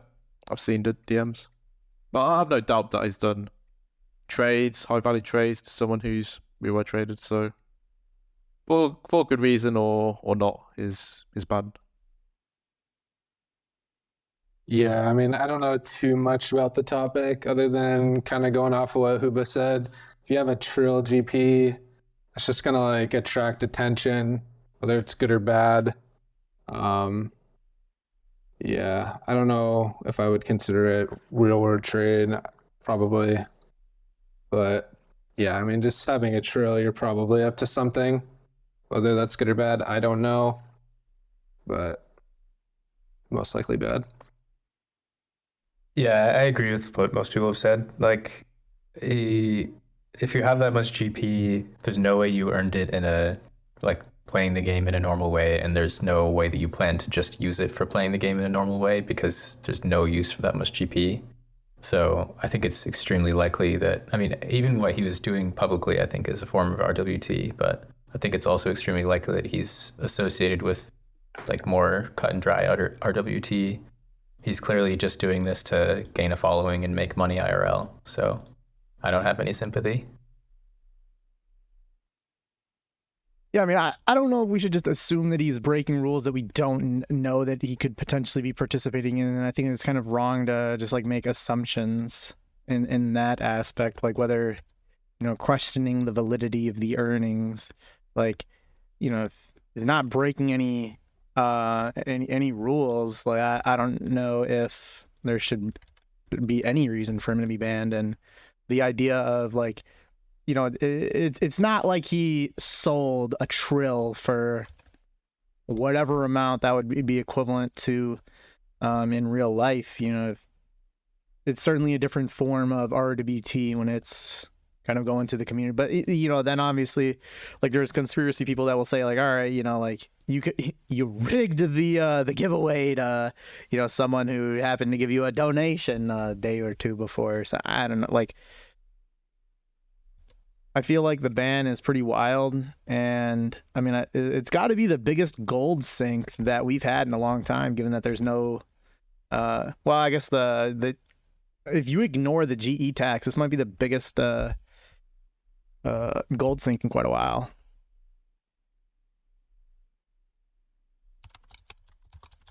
But so we were talking about it a little bit before, but Jagex removed the Duel Arena to discourage gambling and real-world trading.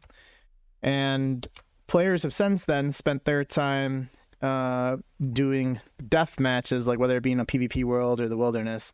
And there are apparently clan chats that facilitate these like death matches where they might be fighting each other for a bill or two or whatever. Do you think that Jagex and not like that, like though I've been told that there are clans that do that. Now, if you want to make any kind of reckless speculation and assumptions about ranks and stuff like that in those CCs, that's on you. But do you think that Jagex should do anything about these deathmatch gambling CCs or let them run as they are? Yeah, I mean, it's like you remove the. I mean, people are always going to find a way around everything if, like, they want to do it. Like, you remove the Duel Arena, like, then this deathmatching thing just, like, pops up.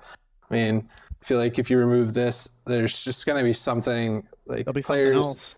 People are... I mean, it's gambling at the end of the day. People are addicted to gambling. I mean, whether people are doing it for fun and just, like, to make GP, to, like, buy PBM upgrades or whatever, I mean, it's essentially gambling at the end of the day.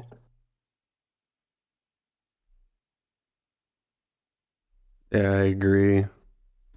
People are just always gonna make DMing bannable or whatever.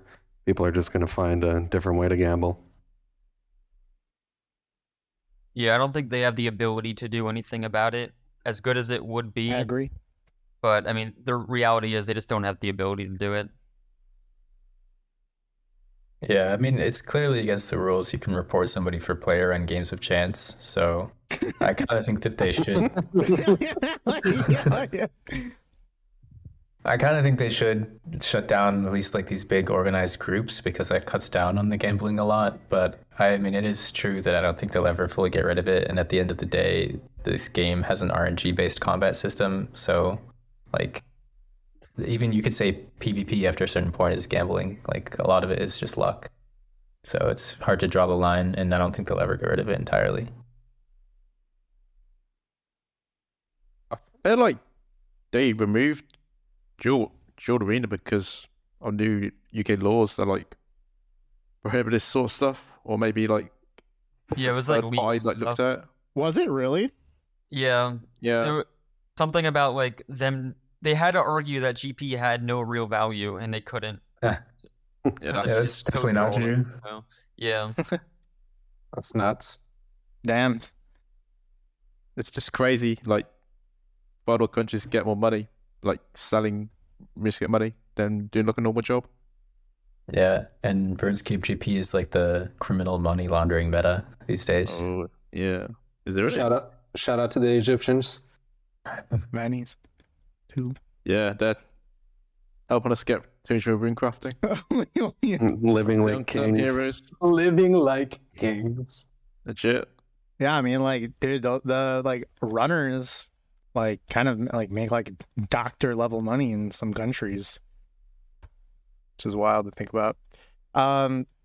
Yeah, like there's not really a way that they can do any kind of enforcement on this stuff. And yeah, if they shut down these CCs and started saying that this, like, there's no realistic way that this could be enforceable in any way. And, you know, rather that, you know, if they say, all right, you can't be doing that, then our player, rather than, you know, carrying a bill GP on them or trading over the bill after they die, like, they'll just bring like a fucking shadow with them that they don't even use when they're in combat. And like they're skulled or something. They'll bring something to where they die, they drop an item that's worth that much value, even if they don't. Yeah, where do you draw the line? Yeah. So like, there's no realistic way of enforcing it, and so because of that, no, I don't think that they should.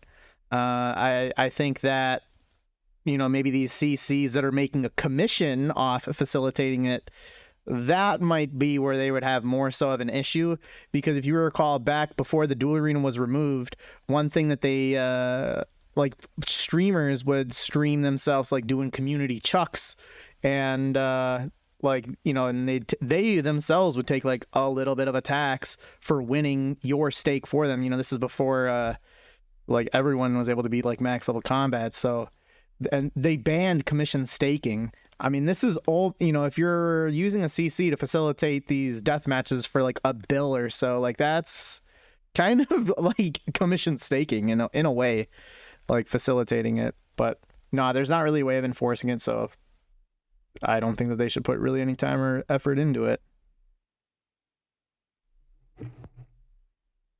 But so I was talking about like the Duel Arena. What was the most that you've ever won or lost at the Duel Arena when it was still in the game? Like, give me your best success story and your worst horror story if you have them. There's never been a success story. I had you first on this for a reason. Never been success. There's been debt. I don't know. Every time I would burn out, I would just launch the bank into the Duel Arena, and it just never seemed to work out. And then when I'd come back, I would literally pull out the credit card and buy bonds to get max gear again. And yeah, it was real down bad. Game time. Oh man. Yeah, I mean, I've definitely lost some GP at the Duel Arena. I believe I've lost a 500 miller. But I've done a fair bit of like raiding and PVMing, and like a common thing that a lot of like PVMers will do is if they get like a shit item at a raid or something, they'll just go and like chuck it at the Duel Arena just for fun, you know, to try to double up on it, you know. So I would do a lot of that, like just staking dexes and stuff, but pretty much was my extent to the Duel Arena. I had some good stretches when I was, oh, my bad. That's right. Go ahead. Used to do like a bunch of like group chucks, so we get like a bunch of like whole Discord together to just make one like massive tempo stake, and we just wait all day for like some guy to come. I think it's kind of bad because we ended up, it was fun like collating the money, but then like who the fuck's gonna do a tempo stake? Oh, and we did it 3 times and we're like 0 out of 3, so that makes it even worse. Oh yeah, I did it for the last man. I did like 500 mil each time. Low contributor. It's part of a team. Yeah. I had some good stretches. I had some bad stretches, like for my main account. Good stretches, bad stretches. There was one time where like I was not liking Hunter, so like I would you know, like hunt all day, you know, maybe make like 50 mil or something, and then like I'd go to the Duel Arena and just chuck the value of like the black chins or that I had hunted for the day, and then, you know, lose or win and whatever it was. And but like I reached a point where I wanted to get 200 mil prayer, and I didn't have the money for it. I had like half the money for it, and I was trying to get like, I think I would have been maybe like rank 3 prayer or something like that had I won this stake. But I lost the stake, and then like I continued to then lose. It was like 7 straight 100 mil stakes that I lost. Got cleared out of everything that I had, and then was then forced to do 200 mil Hunter to fund prayer. Yeah, it was something like I wanted to get, like, it might have been like rank 3 or 4 prayer, but then I lost the stakes. I don't think I ever staked at all in old school. Yeah, I just saw it as a losing game. Though one time I was looking into using the martingale strategy, which is where you double your bet every time you lose.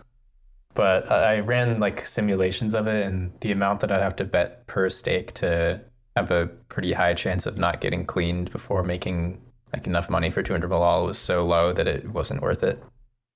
Yeah, you pretty much need to have more money than everyone else there. Yeah. You have to be the house. Yeah, I mean, for me, I didn't really stake before 200 mil all, but I mean, the last like 6 months of me playing, I had it all banked, and I mean, I was bored, so I would occasionally go. Never worked out, no good stories. And then after 200 mil all, after like boosting Fingsy for like, I think 14,000 corp kills, down 7 bill in like a matter of 5 minutes, wasn't great. And then, yeah, that's my. I'm really glad they got rid of the Duel Arena. Dude, I know there's a lot of guys that I know that like made ironman just so they wouldn't go to the Duel Arena. Yeah, for sure. One thing I want to add is I definitely miss the stream, like the Duel Arena streams. Like there was something about just like being in voice chat and like watching a good Duel Arena stream with like your boys, whatever. It was fun, but regardless, it was bad for the game. Made my hairline recede. I will say, like, before we move on from the Duel Arena stuff, it's interesting that it ended up being like some legal aspect that the Duel Arena got removed for. When, like, from what I recall, they said something that like the Duel Arena fuels RWT, not that you know, the law says we can't do this anymore. I just want to say that I thought that that's interesting, good to learn. I don't think they wanted to straight up be like, yo, we're taking this down because the government told us to. I don't think it was like that. I think it was more of like, if you look deep into it, like you would see, I don't know anything about like, I don't want to get political either, but I mean, I'm pretty sure like it was run, like they were legit being sued because, I mean, it's gambling, real money, kind of. So, yeah. Okay. All right, next we got kind of like any kind of stuff. Some bans. There's been a lot of bans going around recently, and they have been met with much more disagreement and claims of false bans now as opposed to previously. You know, we've seen some of these high-profile ones on Twitter, and then you know they end up getting corrected, and in some instances, and for a lot of people, still haven't. You know, obviously we never really know for sure if it's legitimate or not, but like I feel like the frequency at which people are claiming false bans has been getting higher and higher and higher. So what do you think about the current state of their banning system currently, whether it be for, you know, RWT or botting, and what about their customer support? I guess one thing I'll touch more on, I guess, is the customer support. Kind of going back to what I said earlier in the podcast, is like, I don't have a Twitter. I mean, I know majority of players do, but for whatever reason, I just don't have one. Don't really care to make one. It's kind of like scary for me to think that, like, you know, what do I do if I get banned? You know, really, like, I just gotta hit someone up and be like, yo, please, like, tweet for me or something, or I just have to make one, you know? I mean, so that's kind of, I guess, a shitty feeling. I mean, I'm sure there's other things I can do. I mean, I've never got banned, so I don't really know. But yeah, I mean, there's been a lot of bans recently, like with Vinny. I mean, that was pretty nuts. Yeah. There's like someone in Hexis, Tristana, don't know much about the player at all, so can't really speak too much on it, but they were pretty adamant that it was a false ban. And I don't think they're unbanned yet. No, they're not, and it was a perm for them, and they're still, you know, trying. Like hedge funds was another person who was claiming it. Like I am Lucas 19. Yeah, the Vinny one was fucking wild. Like, you know, although I say like you never know for sure, like, Right. You know, that would be Vinny would be all right. Like, you know, not like I'm friends with him or anything, but like, yeah, you know what? That's one point that like I would probably say there's no fucking chance he was, you know, doing that. So, yeah, from people I've heard that know him, or, you know, the player, seemed like a legit person that just seemed like a meme ban, honestly, like just a straight troll ban. Yeah, like out of like all the alleged false bans that I've ever seen before, like Vinny's would be the one that I'd be most confident on is false. Definitely. So, Definitely is scary. When I got to enroll after I didn't play like, actively skill or whatever for like 2 years until Group Ironman came out, and then I made a Group Ironman. I remember having so much fun playing like efficiently again. Well, for the most part, and I was like trying to rush 83 Hunter for a group, and I was doing falconry, and I remember I logged off to go to work, and then like log back in at work and go back to use or whatever for birdhouses, and I got banned. I was like, what the fuck? Why did I get banned? I was like mind blown. And I tweeted and I got no response, but it was a 2 day, so it's like whatever, I'll just ignore it. And then I mean my group fizzled out after that, but like 5 days after that, they ignored my tweet.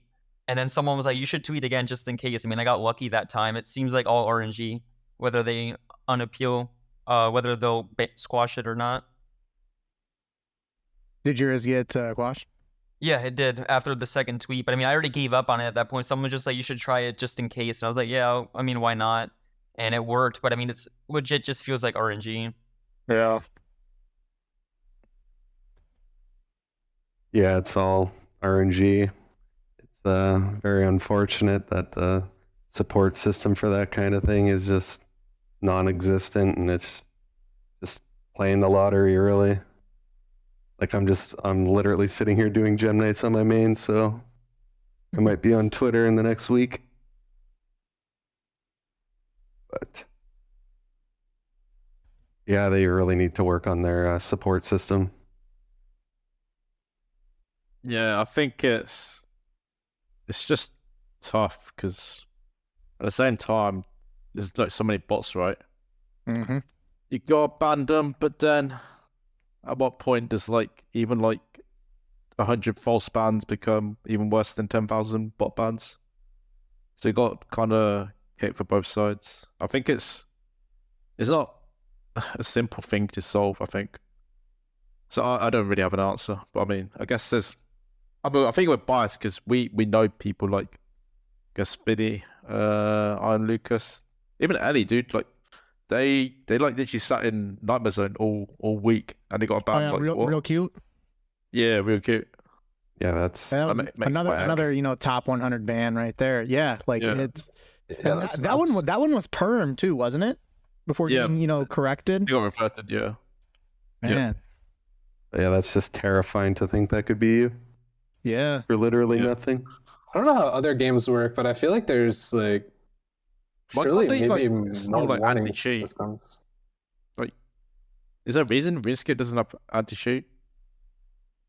Or can they get around that? Cost money, I guess. Yeah, cheap. Is there? I'm sorry. What was the question? Anti-cheat. Why can't they add anti-cheat with RuneScape, especially now they have like the Jagex account stuff? Can't they implement that as down the line? I don't know if they have a realistic way of being able to enforce that. Even still, I mean, I don't know. Maybe once all accounts need to be played as like Jagex accounts, maybe they'll have a potential way of being able to. I mean, do that better. But like whoever it was that mentioned like for other games, I don't know if like like for me, from my experience, like I've never played any other games where like it actually matters if you get banned or not. Whether it be like Call of Duty, which like there's people that use like aim bots and shit and cheat in that. But like, I mean, I play like a lot of just single player offline games, and it's like you can't get banned. So like it's. So I really have no experience what it's like, like what about like other MMOs that like what is their system like? What is their customer support system like? How would theirs, like World of Warcraft, is theirs much different than ours? I don't fucking know.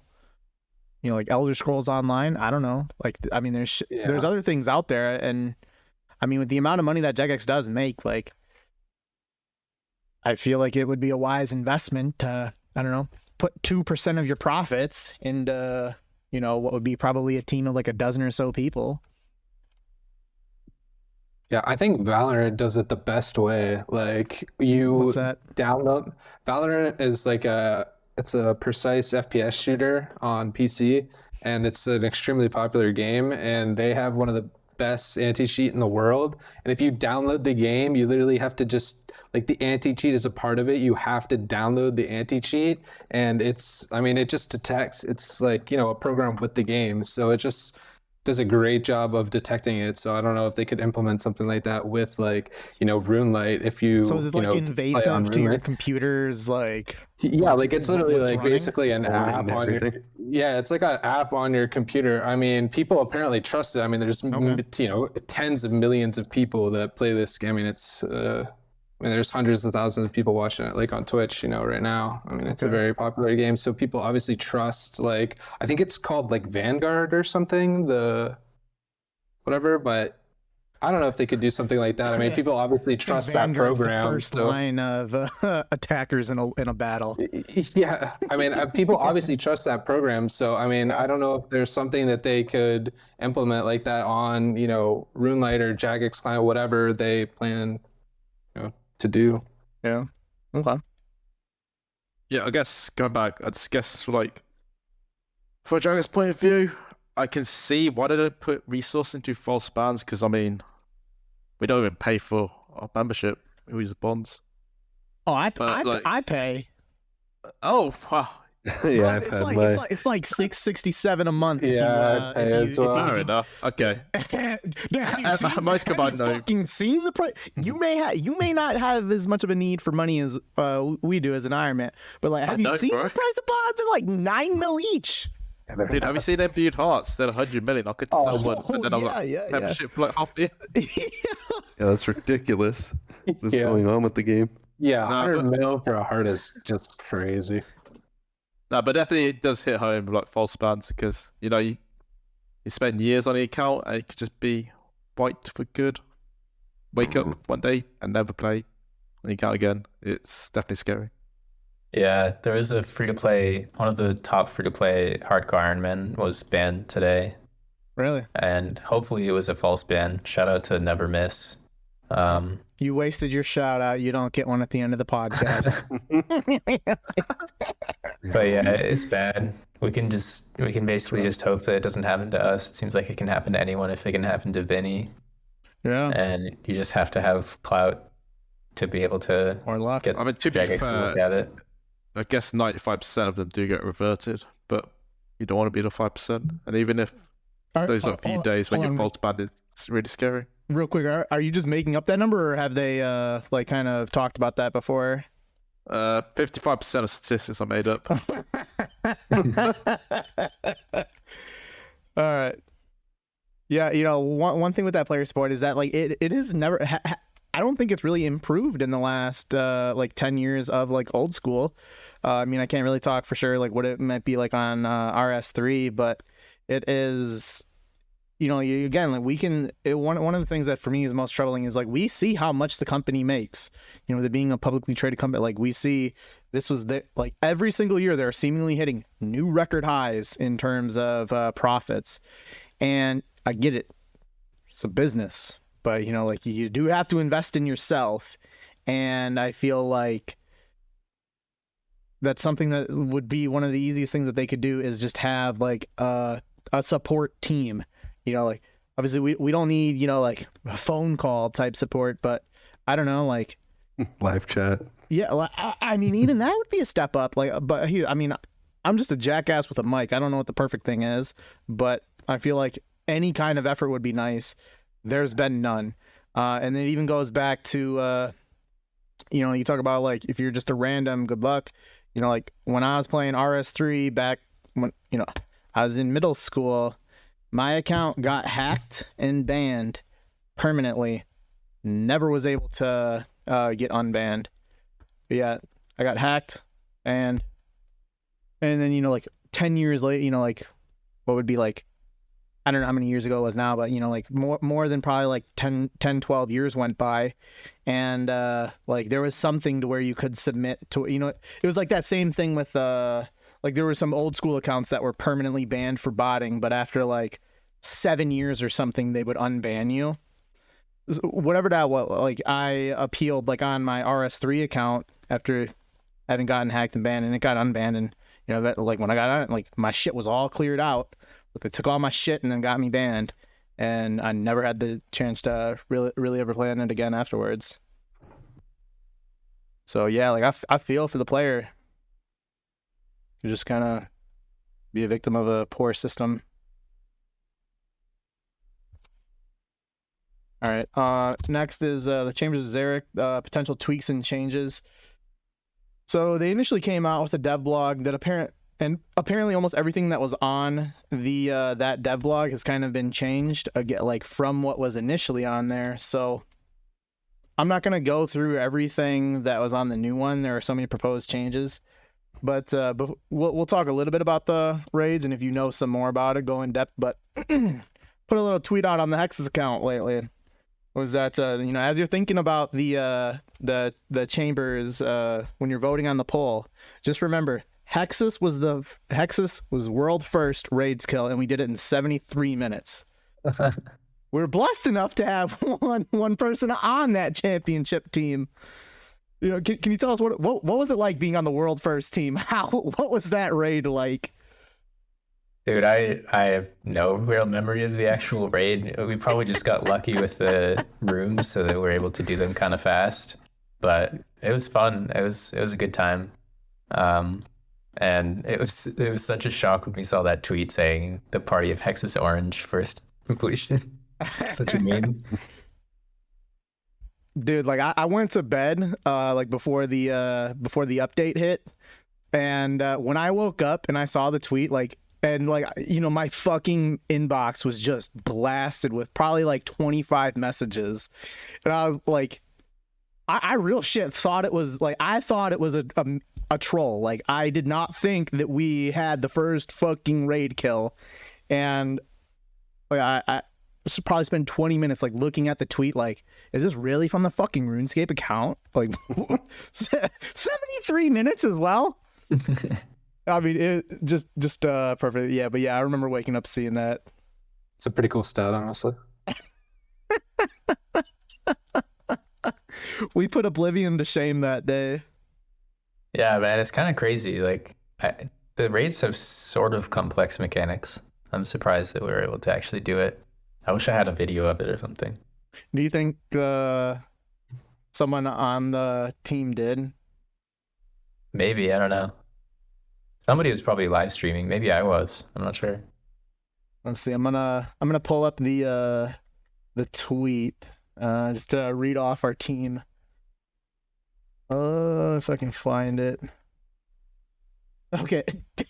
All right. So we had Dukami, Jiklum, Orangehead, Hutchins, Miwi, Morn, Sheeran, and I don't know who was that. You with the Hexis 7ZN510? Was that you at the time? Yeah, that was me. Okay. That was the squad. We're doing some clan event where everyone was changing their name to Hexis, whatever. Yeah. Oh shit. All right. Just wanted to get that out of the way. All right. But moving on then, like what experience do you guys have with Raids 1? And do you think that an overall to it is needed? And is doing a major update to, with it being like almost 7 years old, do you think it's an indictment on the initial release and the quality of the raid? I've done one raid in my entire life, and I don't remember any of it because I got kind of forced into it because someone was bugging me to try to get into PVM, and I had no clue what I was doing the entire time. I basically just leashed shit while like trying to do something. Oh Jesus! So I have like basically what was that? You good? My cat jumped from my desk and then knocked over something. That fell out the window. No, it fell out the wood floor, but yeah, no raids experience, so I'm not sure about the other parts of the question. Yeah, I mean, I have a little bit more Raids 1 experience. I mean, I have Pet and Dust. I haven't done the content in a really, really long time. I think it's weird just to change content that's that old. I mean, I guess I said, I haven't done it in a really long time, so I guess if the change is just like if that community, like Raids 1 community, feels like these changes are like so super needed, then I guess. But I mean, this stuff doesn't really affect me too much anymore. But yeah, I just find it weird touching content that's old. I mean, they've done it in the past, like with the blowpipe. I mean, you know, should have been done way earlier, but I mean, it's look not at that. uncommon. You got like almost 1,000 completions on it, so you definitely probably the most qualified. Yeah, I mean, it's not uncommon for them to like, you know, make changes to old things in the game. But yeah, I just find it a little weird this late into the game cycle. I did maybe like 100 KC of Chambers when it came out, and that was it. I haven't ever touched it since then, so my memory on it isn't very clear. I think like the precedent of having to like buy a scout or however it works is pretty bad, or just having to scout raids in general just seems like a bad game mechanic. So if they fix that in a way that, you know, people who are actually experienced with the content like, then that seems good. And like the fact that it's the first raid they released, yeah, it's probably not going to be the best in some ways, which is being made clear with this. But they've learned a lot from adding other raids into the game, so I don't think it's such a bad thing to apply some changes to like kind of bring it back up to the standards of the other raids. But I mean, all of this I'm just completely talking out of my ass because I've never done any significant raiding and don't plan to.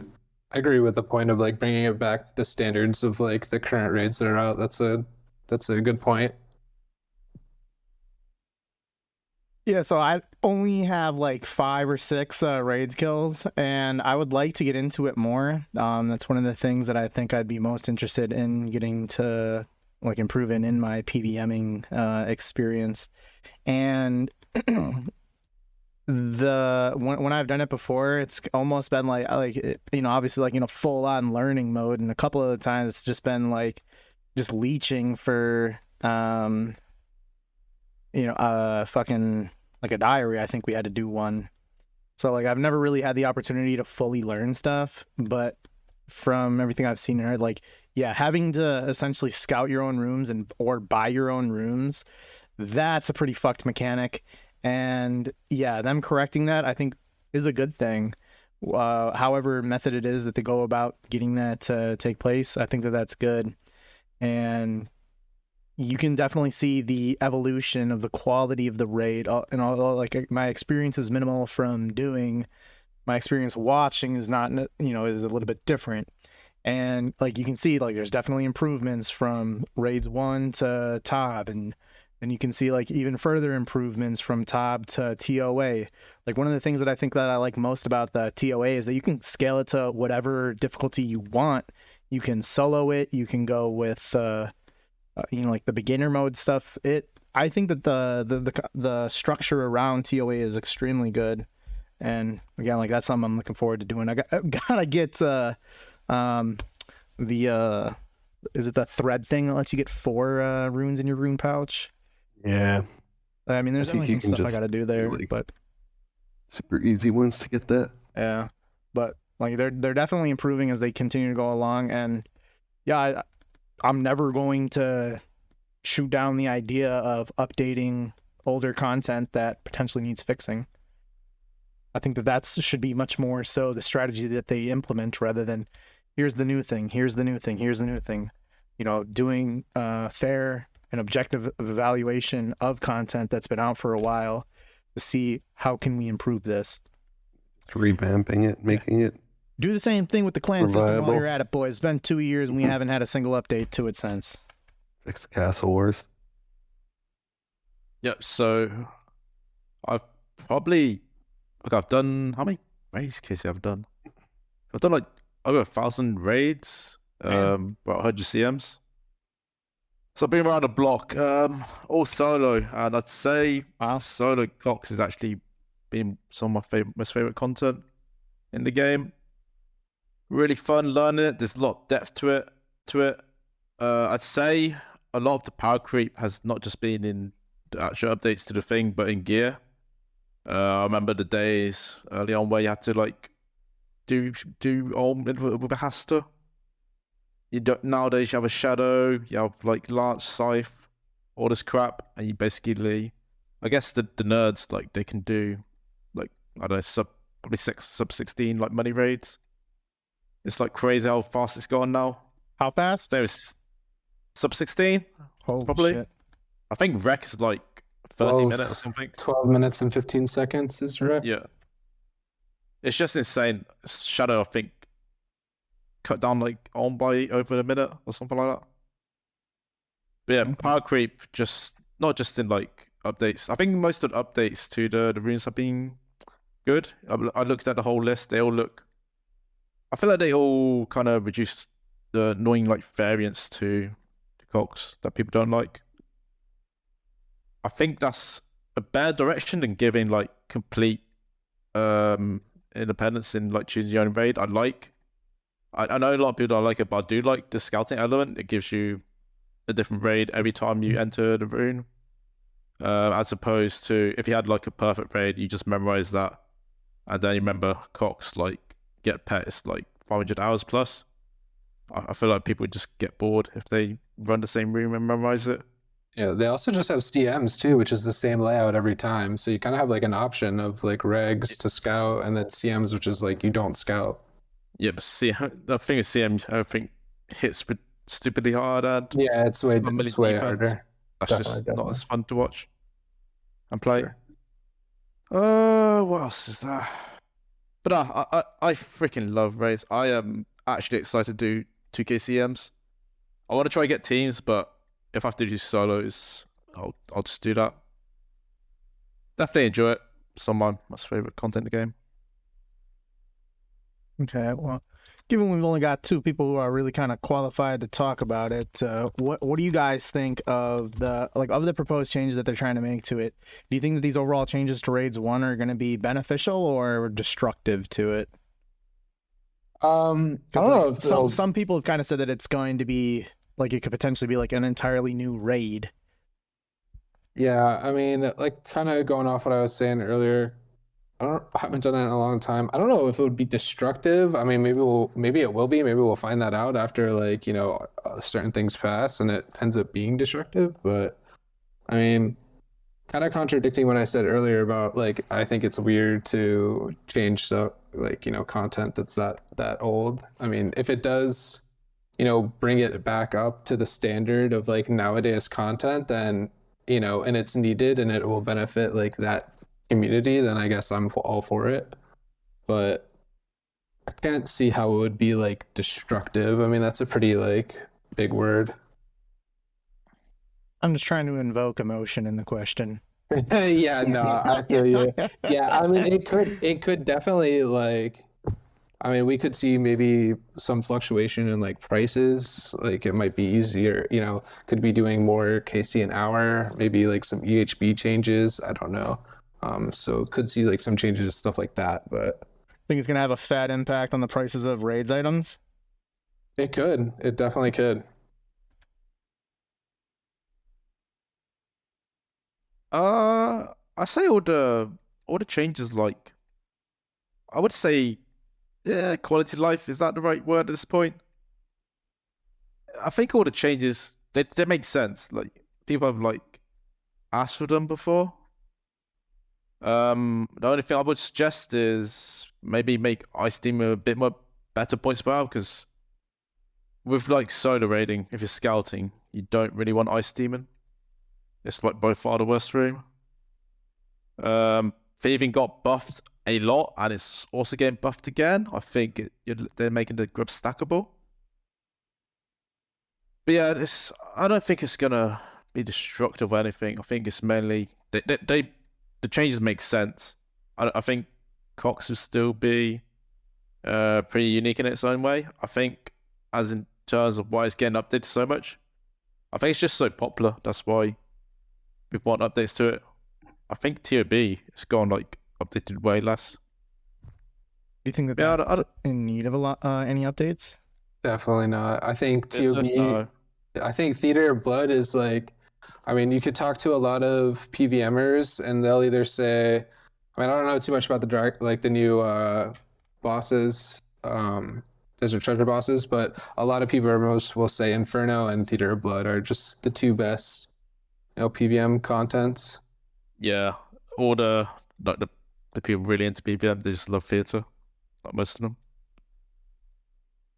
Okay. They also don't like TOA as much.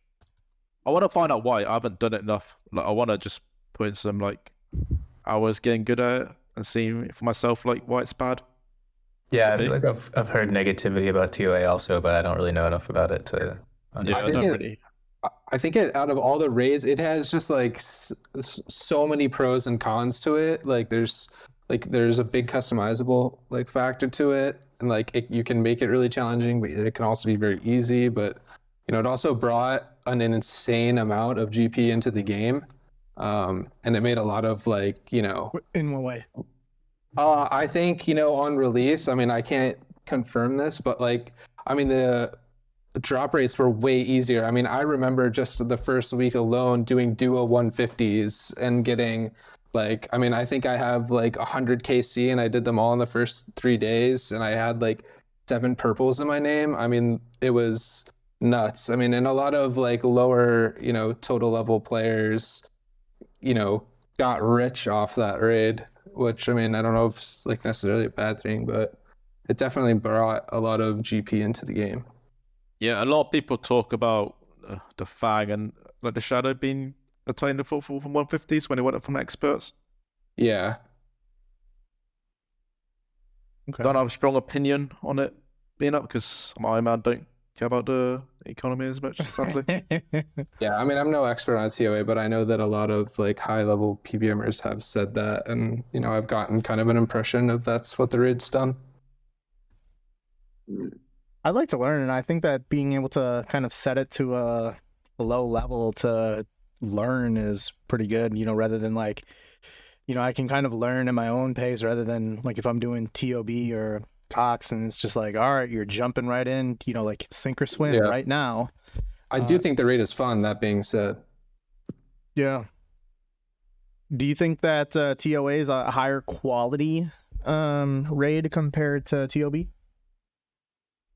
Definitely not. I mean, I definitely can't say that. I mean, I have like 2,300 top KCs. I mean, I would consider myself relatively like good at the content. I mean, like 1,000 hours. I don't think it's that many. I don't really know, honestly. I think like nowadays you can do like 3 or 4 KC an hour, like maybe more. But it just has such like a high ceiling. Like, I mean, the world record's like 12 minutes. I mean, the same thing with Cox, but I mean, it's just like nuts, the ceiling, like the skill ceiling to that raid. It's crazy how creative people have gotten. Oh yeah, like watching some of these runs, they're honestly incredible to watch. Like the talent level to top is crazy. I would say like last point on Cox is, I like that you can customize your scaling because I think it'd be kind of fun to do your own like mega scale without like relying on the third party to bring 20 ults for you. Well, I know that was in their initial proposal for it, is that like you can add scaling and it was like 100K per person on average or something like that. Yeah, I don't know if they parked it or not. I thought they're gonna they're gonna let us decide what we want. Yeah, the change, like looking at the second dev blog to the first one is like almost everything is completely different. That like they didn't necessarily say we are removing some of these other things from that, so I don't really know what their vision potentially is for it. Yeah. All right. We got just some miscellaneous and other submitted questions that we got here now is like, do you see yourself playing 3 years from now? Why or why not? I think probably yes, because I see a pretty long future playing my free-to-play account. 200 mil is not like ever really going to happen unless they release a lot of big updates. So I think I'll just keep gaming on it. Even if I stopped playing like actively, I think I would still just AFK flesh crawlers for years and years. Because why not? So Yeah, I kind of hope within 3 years I'll pass the 200 ball pay to play EHP number. I think that'd be cool. I don't see myself going anywhere unless there's like some drastic life changes or something, but every time I've left the game, I always come back anyway, so don't think I'll be going anywhere. 3 years is so long away. I mean, like, True. I didn't want to go True. with 1 year because that's kind of like the release of sailing, and like if sailing's good, or like if We'll all it's be lo- done if with it's- sailing in by like, 3 years. if it's if it's long, like if it doesn't come out for another year still, and it's maybe a 2,000 hour skill, I don't like. I feel like 3 years from now, if you want it, sailing will already be completed. So that But was- 3 years depends on my goals, man. If there's a goal on RuneScape I want to get, I'll play. If not, I don't know. It's hard to say. I do want to go for like pets and like items, but there's other things I want to do in life, so I don't think I'll quit cold turkey. I think I still find enjoyment playing like 1 hour a day. Like I used to do that a little bit, and it wasn't that bad. Yeah, let's see. I'd say maybe. okay. What about you, Bakusho? Yeah, I'll definitely be playing in 3 years from now. I mean, I guess it's hard to say because, like, where we would be in life, like, kind of going off what Hooba said, like, if something drastic happens, like, I guess in the game or in my life, then maybe I won't be. But yeah, I mean, can't really see playing, like, not playing RuneScape or like video games in general.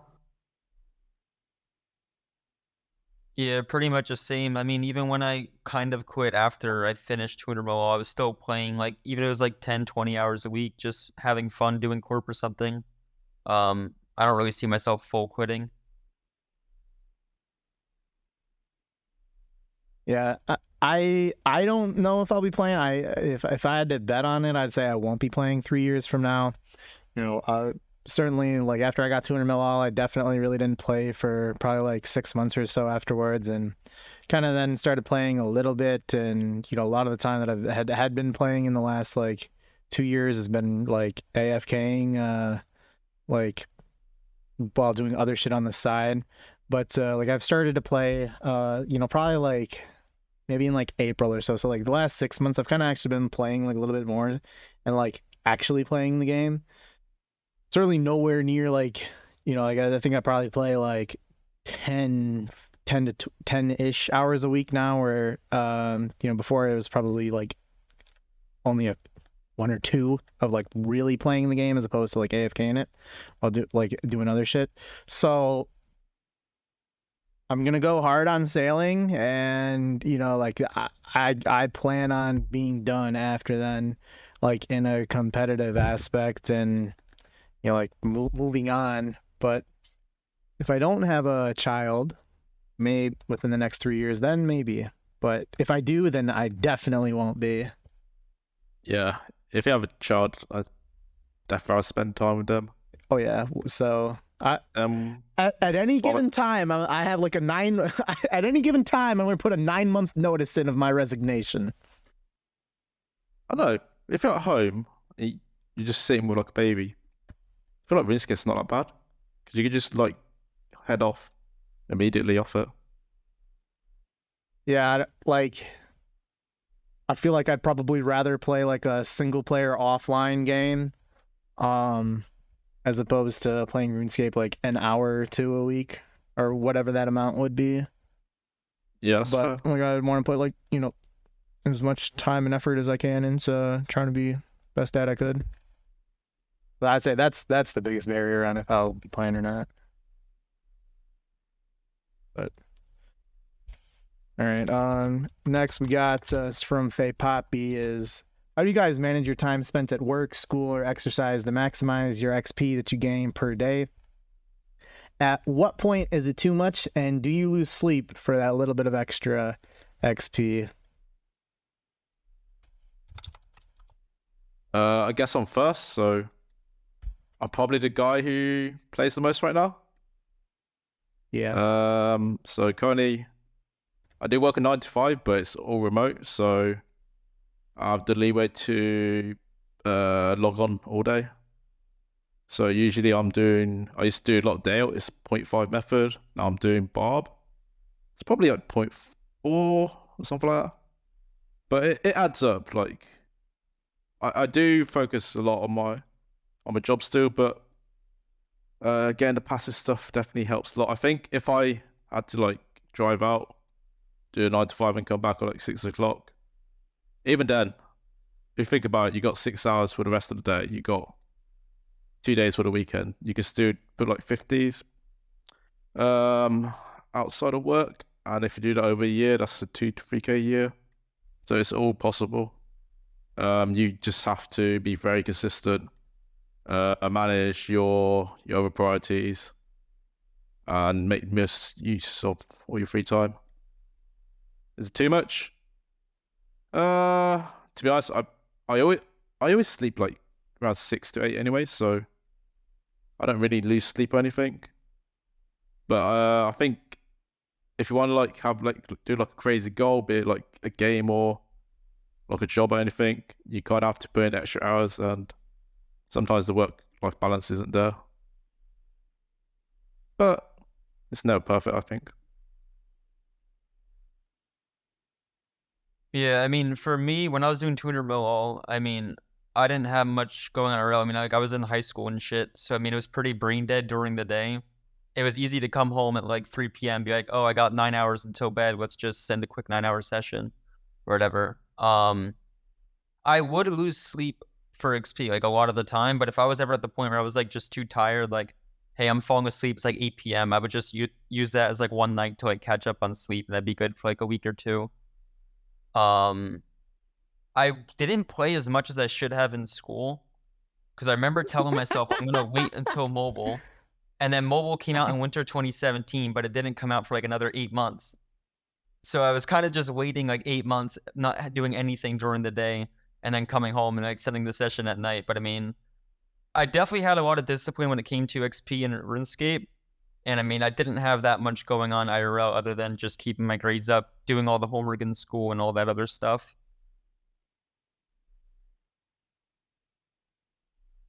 Yeah, for me, I also work from home, so I can do AFK stuff during the day, which definitely adds up a lot. The majority of my playtime is AFK during work or other IRL stuff. With stuff like flesh crawlers and free to play, it's just so free. Like you can walk away for 10 minutes, come back and get 0.5. So Sounds worse than shooting stars. yeah, it's crazy. Yeah.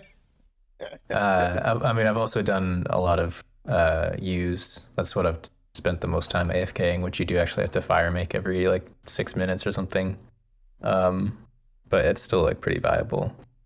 But no, I don't lose sleep or any shit like that. Like IRL stuff is the priority. I just play as much AFK Rooney as I can, basically, and I mean, that adds up to a lot. If it weren't for that, I'd probably be playing like 20 weeks because I don't really want to sacrifice IRL stuff, and I try to find a play style that's more sustainable for like the long term. Going for like a big week or whatever, I don't know, I'm not really that interested. I want to find what I can sustain over like an entire year to work towards longer term goals like that. Yeah, I mean, I guess there's been times in my account where I've technically lost sleep. I guess like during farming, there's been times where like I've gotten up in the middle of the night and just like logged in and did a run real quick. That's big. If I was going downstairs to like get water anyways or something, but I mean, just if it was like there to do. But I don't really I don't AFK too much. I think it's important to I don't really play and drive. I think like having a good balance in life with like really anything is important. But yeah, I mean, just farming because there was really nothing else for me to do. I don't really like log in, and it just like made the most sense to just like go to the PC. But yeah, that's pretty much it.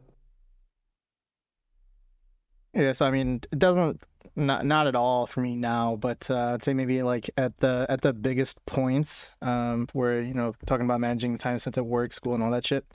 I'll talk about like two different eras that I had in it, and one would be when I was in college. So that was from like 2013 through 2017, like including the academy and crap. And I would say like, well, fuck the academy. Like while I was in college, like I had an idea of what it was that I wanted to do, and I knew that I didn't need perfect grades by any means to be able to achieve what I wanted to achieve academically, and that like I could go and get like a 2.8 GPA, and that would be acceptable. As I'm not going into business, I'm not going into medicine or engineering, like it. So like I would say like I probably sacrificed because I didn't put it. I probably did. I think I had 2 classes throughout the entire college that I had where I feel like I actually put in real strong effort, and by that I mean like every other like I can count on just like there were very few times where like I didn't go to class. A couple of them were some real good Twitter days, but like I probably sacrificed my ability to like utilize or like achieve the best grades that I could in college, because be like, all right, like I've got a B in this class, I'm not gonna fucking study, so I'll just play RuneScape instead. And like I did just fine, like didn't fail any classes, didn't fuck up anything, didn't wasn't like a super like graduating in a standard amount of time with just okay grades. So like you didn't really like I wouldn't say like that was too much because it didn't prevent me from achieving my goals. But yeah, I mean like with how much we've all played, like there have been some sacrifices that we have made, whether it be intentionally or unintentionally. And I'd say like in college, like I kind of sacrificed the ability to have very good grades and just kind of settled for decent ones so I could play like 50-60 hours a week while also working part-time and being a full-time student with a girlfriend that thankfully became my wife. But yeah, there's there's sacrifices that are made, and that was one that I made like when I was in school. Was like there's 2 classes throughout the entire thing that I think that I spent real time like putting effort into outside of like just attending class. And then eventually like mobile came out, and like I'll kind of like then kind of focus on like what was my last year like leading up to 200 mil all. Between like playing on the PC and playing on my phone, it was probably like 3,700 hours or something like that. And like some of the like with how my work is like I probably had a lot of like 12+ hour days at work and like couldn't get off work and shit like that. So like I was trying to make the most of like what I could when I wasn't on PC. So like an example, I'd be cutting my lawn, and it takes me about like 45 minutes to do that. I'd be fucking cutting redwoods while mowing my lawn. So like doing like I would say it definitely probably consumed too much like leading into like the final year that I was playing. Some of that kind of extends like at work we have like a 30-minute roll call at the start of our shift, at the end of our shift, then you get like a little break in the middle of your shift. So like I'm playing during that time, so like, I would probably be able to play like if you include commute time. So commute time, 30 minutes to start work, 30-minute like lunch break, 30 minutes to end work, commute time back. I'm probably getting like almost 2 hours of like just fishing that I was fishing or woodcutting that I was be doing. So that's some of the shit. And what did I sacrifice? Probably the ability to be more useful in my during my breaks and during like information exchange period. Is that too much? Like it all comes down to like what you could have done with that time instead. Like I think that I would still be in the exact same situation right now, financially, relationship wise, had I not, like had I done things a little bit differently, I don't think that it would have changed where I'd be right now. So I'd say maybe it wasn't too much, but at the same time, it could have been. Yeah, I do like to add like zero timing is actually crazy good for your gains. Yeah. I think I've done like the last 50 mil herb lore outside on my phone, just clicking potions 14 by 14s. It's definitely helped me just get out a bit. Feel good. I'm also actually enjoying actually going to the office, believe it or not. I've been going like a few times like a month, and I don't know, I like the face-to-face interaction. So I think after I finish, I don't want to do that more, because I think you can like develop a bit more like professionally in that way. Mm-hmm. But holy crap, I got so lucky with work from home. I would never be able to play as much as I do right now. I'd love to be able to work from home. That'd be the dream. Be the change you want to see? Like, that's too. I'd have to say, like, I'm good retiring at 53. I'll accept my fate with that. But yeah, that's too much to give up. That pension, ooh. But no, I mean it.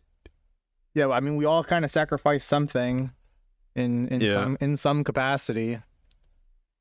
I guess for me, it's like sort of motivation, but it's like long-term motivation. I think a lot of people have motivation, but once that like burns out, they like go back to like being demotivated. Like it's a bit of like habit building, as well as you gotta find some reason to like play every day. I think you make a good point about the habits, because I feel like now that I, like it's been 2 years that I've been 200 mil all, the almost, if you think about like the impact that has had on just like my time management skills, they're probably not as good as they are right now, as opposed to what they would have been a few years ago. Like when I was playing, like how do I manage my time to be able to still log in like 50 hours this week while managing everything else that I have going on? It's not necessarily, it's like, all right, like I don't really give a fuck now. So I think that if you want to look at it as like a sacrifice, some of that payoff is like being able to develop a structure and a schedule, and there's a lot of positive things that can come from that. But all right, moving on from Clotho is, how would you guys feel about Jagex and official time to max leaderboards based on in-game time? So JCW, you had your maxing series where you did that as fast as you could. How would you feel about there being like a leaderboard for that? So is this kind of is the way that I interpret the question?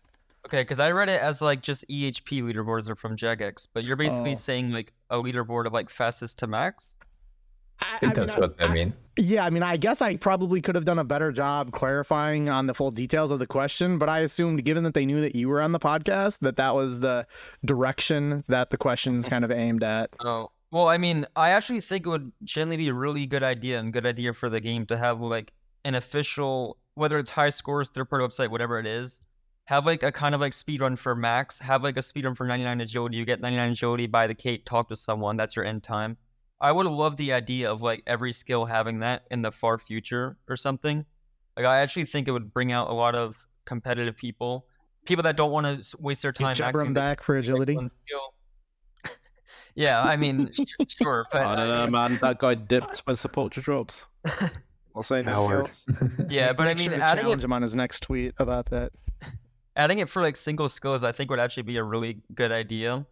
I mean, I don't see it happening anytime in the future, but I mean, it sounds like an awesome update. It would make a lot of great content. A lot of people, I mean, there's like, 50 people, 200 mil all now. Eventually, there's just going to be like hundreds. And I mean, it would be cool to have another competitive thing for skilling that isn't like just deleted after 2 months or whatever. Yeah.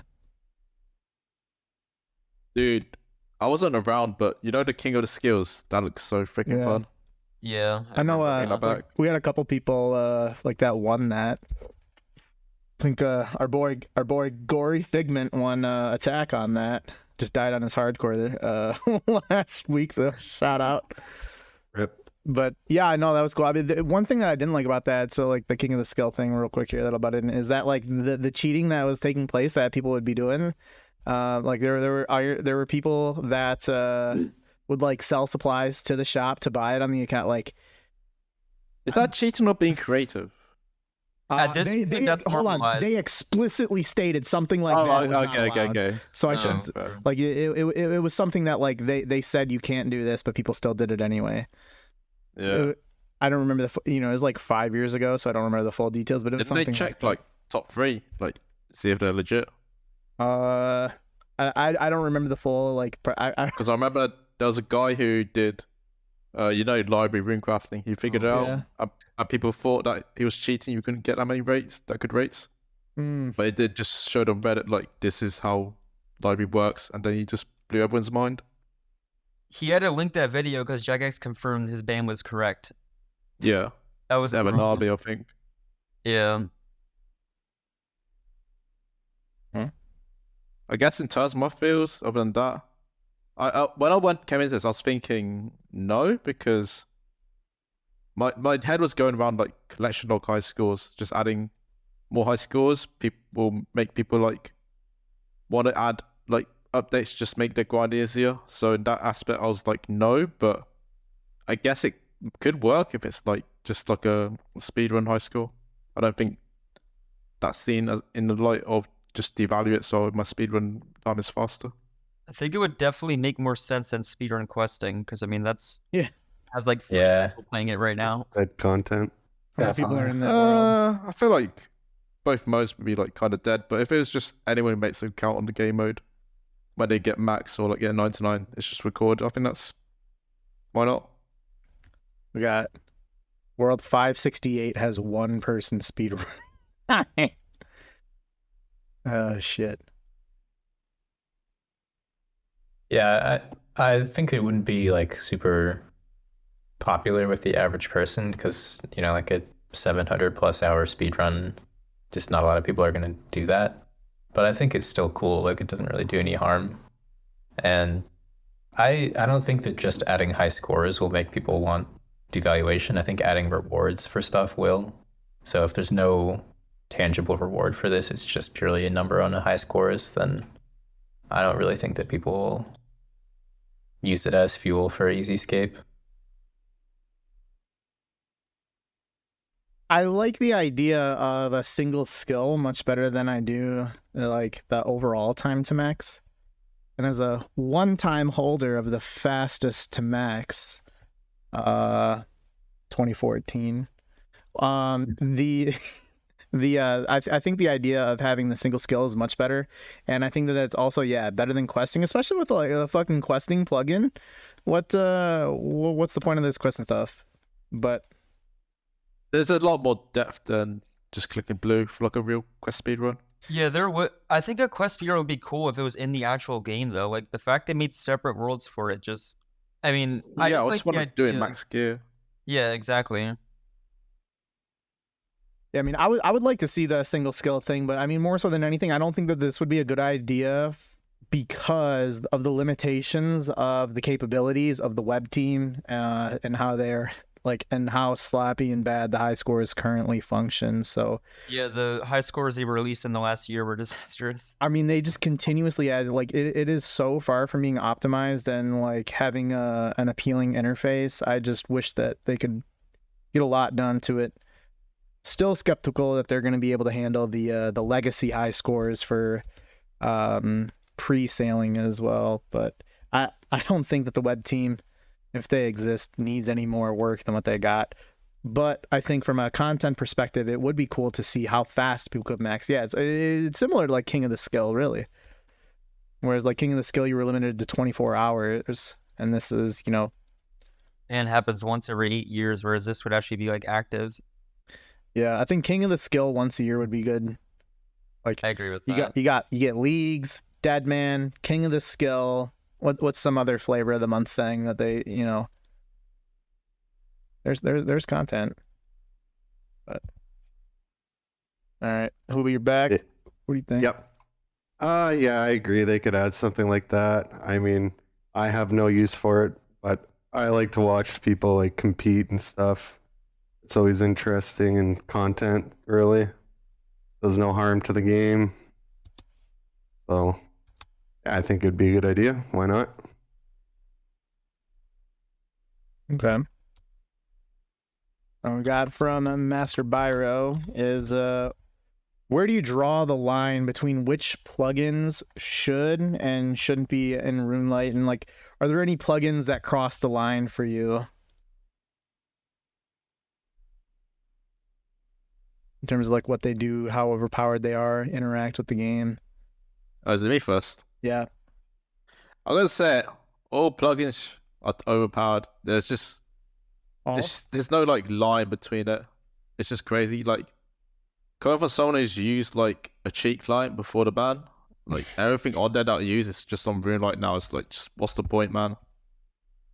Everything's just easy skip. You can move your inventory. You now have to right click.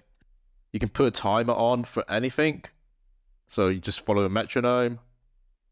Everything's like handheld for you. It's just insane, like what you can do with the game nowadays. And I think the skill floor is just so much lower nowadays. I would admit they are nice, like just relaxing to play the game, but in terms of like making the game way easier, it's just insane. But that's the game we play, and it's what the community led towards. Like in the same way, they want easier update, they want better plugins to make their life and game easier. Yeah. I guess for me, I guess the line right now is literally just automation. Automation, even that sort of stuff. Even the 25-minute AFK plugin is crazy. That All crosses these the line. stupid methods is like shooting stars wouldn't be as good if it wasn't for that. Definitely nice, but it's just easy escape now. Yeah, I've historically been a big opponent of Runelite, but I do use it nowadays because I've decided if I'm going to actually be playing for EHP on an account, I'm not going to artificially limit myself. But yeah, I mean, I think basically any plugin that performs code injection on the game shouldn't be allowed. It shouldn't be allowed to modify menu options or like change how you interact with the game. I think the way it was back in like early old school, where it's just like a sidebar for high scores and notes and maybe like a screen markers or like some on-screen overlays, whatever. But I think that Runelite has just gone so far off the rails. It's crazy to think that, you know, they disallowed 1-to-1 AHK and now the game is just like so much easier than it ever was back then. Insane. So I think it's disappointing. I think it's pure easy escape. And I think it's kind of sad that if you want to use an official client, you're just at an enormous disadvantage in almost everything you do. Yeah, I mean, I pretty much have the same thing to say. The plugins nowadays are just nuts. You can really do anything. I mean, some notable ones like, you know, custom menu swaps, like entity hider. I mean, it's just like useful at certain places. There's just the list go on. There's just a ton of them, but yeah. As far as crossing the line, I mean, I feel like there's really too many to count or say. Give me one. I guess probably, although it's really like nice and convenient, the logout one can be pretty broken. Yeah. I think where you draw the line between what plugins should and shouldn't be allowed, and I mean, it kind of goes in hand with what crosses the line is, I think moving your inventory is fucked. I think moving the minimap is fucked. I think that being able to customize the menu entry swapper is fucked. You know, like you're completely changing the way that you interact with the game. I think that things that are fine and acceptable are like having timers on screen, you know, whether that be like right now, I've got my cannon down. It tells me how much longer my cannon's left. It tells me how many cannonballs are in my cannon. You know, like how much longer my divine ranging potion is boosting me for. Shit like that. Like, I think that is fine. But yeah, the things that cross the line from here are like, yeah, the 25-minute timer and just stuff that like physically changes the way that you interact with the game. Yeah, I mean, for me, kind of like DK said, the line is legitimately just automation or not. That's kind of like too far for me. I've just accepted that. I mean, it's the new game. Everything's supposed to be left click. Everything's supposed to be close your eyes, and when you hear a beep, click. I don't mind it. I mean, I kind of adapted to it pretty happily. And I mean, there are metas that like exist now that probably would have been really, really hard before then, like Barb Lore and stuff. But I mean, yeah, that's pretty much it. I'd say honestly, I'd still have just as much fun with all these updates as before. Yeah, it kind of adjusts to like a different realm, I think. Like you can get used to it and like new methods. Like I said, I mean, Barb Lore I don't think would be possible without like all this customizable stuff. Or like it would be possible, but I mean, I don't think I'd be able to do it as consistently as I can. And I mean, it still feels just as challenging, if not even more, than like back in the day doing 3-tick mining or something with mouse keys or whatever. I feel like at this point, I've used all the plugins, everything, and without them, I'd probably be lost. So I don't know where to draw the line. We're so far past that line now that I don't know.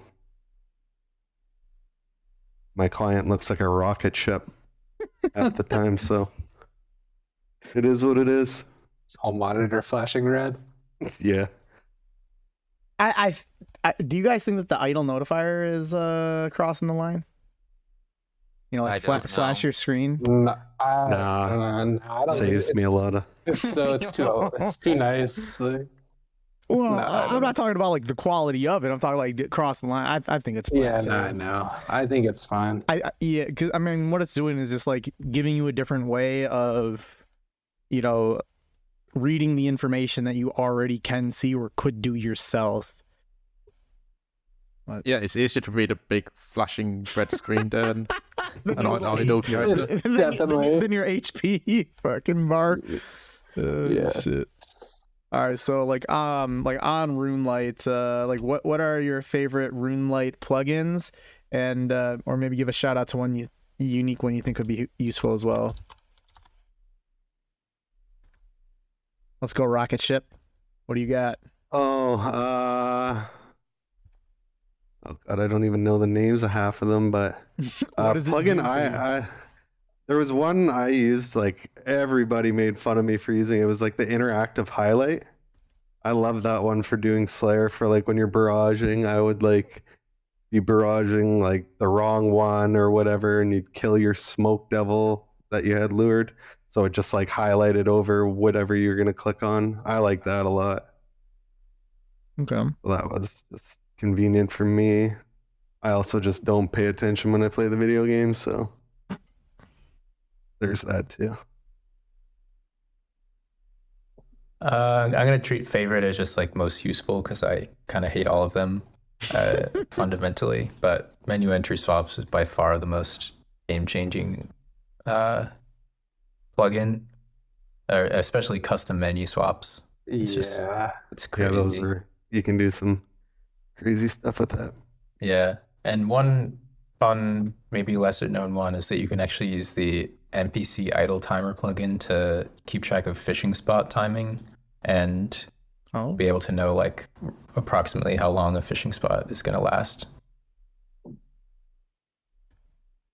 Yo, I was gonna be boring and shout out back tag layouts because I'm a skill hopper, so when I'm changing skills like every 3 hours, be able to just pre-gear and like do birdhouse runs and herb runs so fast. It's nice, but I'm shout out the blindfold plugin, the Vortex. What does that do? Just turns your screen black, so it gets rid of all the unnecessary decoration in the background. Okay. The game functions exactly the same, but it just turns it black. Or you can change the color, but we call it the Vortex. Okay. Favorite plugins probably it got removed literally like 2 weeks ago. I'm kind of pissed about it. Alex, fuck you. It's not a problem. But it was plugin called Qolting, Qolting.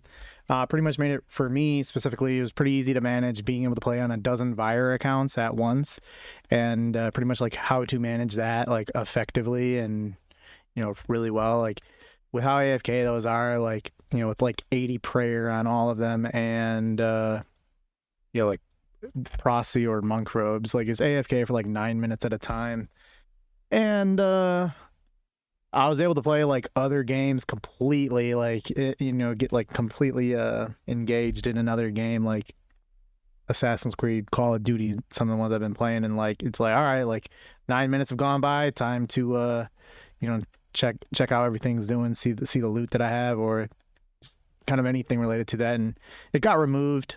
There's probably some ways that you can use several plugins to achieve the same thing, but I'm not happy about it getting removed. Yeah, I mean, I gotta go with custom menu swaps. That plugin is insane. Even just going in further into it, just custom hides specifically, like being able to like I'm fire making right now, and like you can just hide the ashes and like not have a care in the world of where like you're clicking. That's just like one small example of hundreds of things that you can hide. But yeah, custom menu swaps is busted. For me, I mean, it's like a change between menu entry swaps and bank tabs. I mean, it's really only started on my Ironman when I started playing it, but I mean, bank tabs have become like a blessing for me.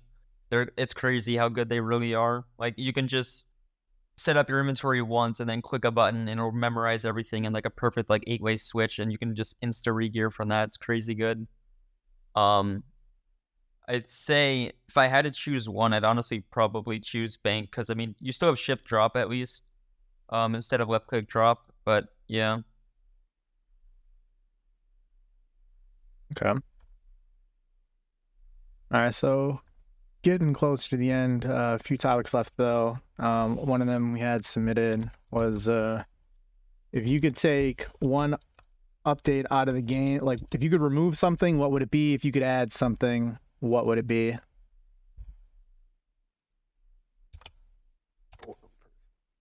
Yeah, probably Zaya, like that whole area, whatever. you'd remove it.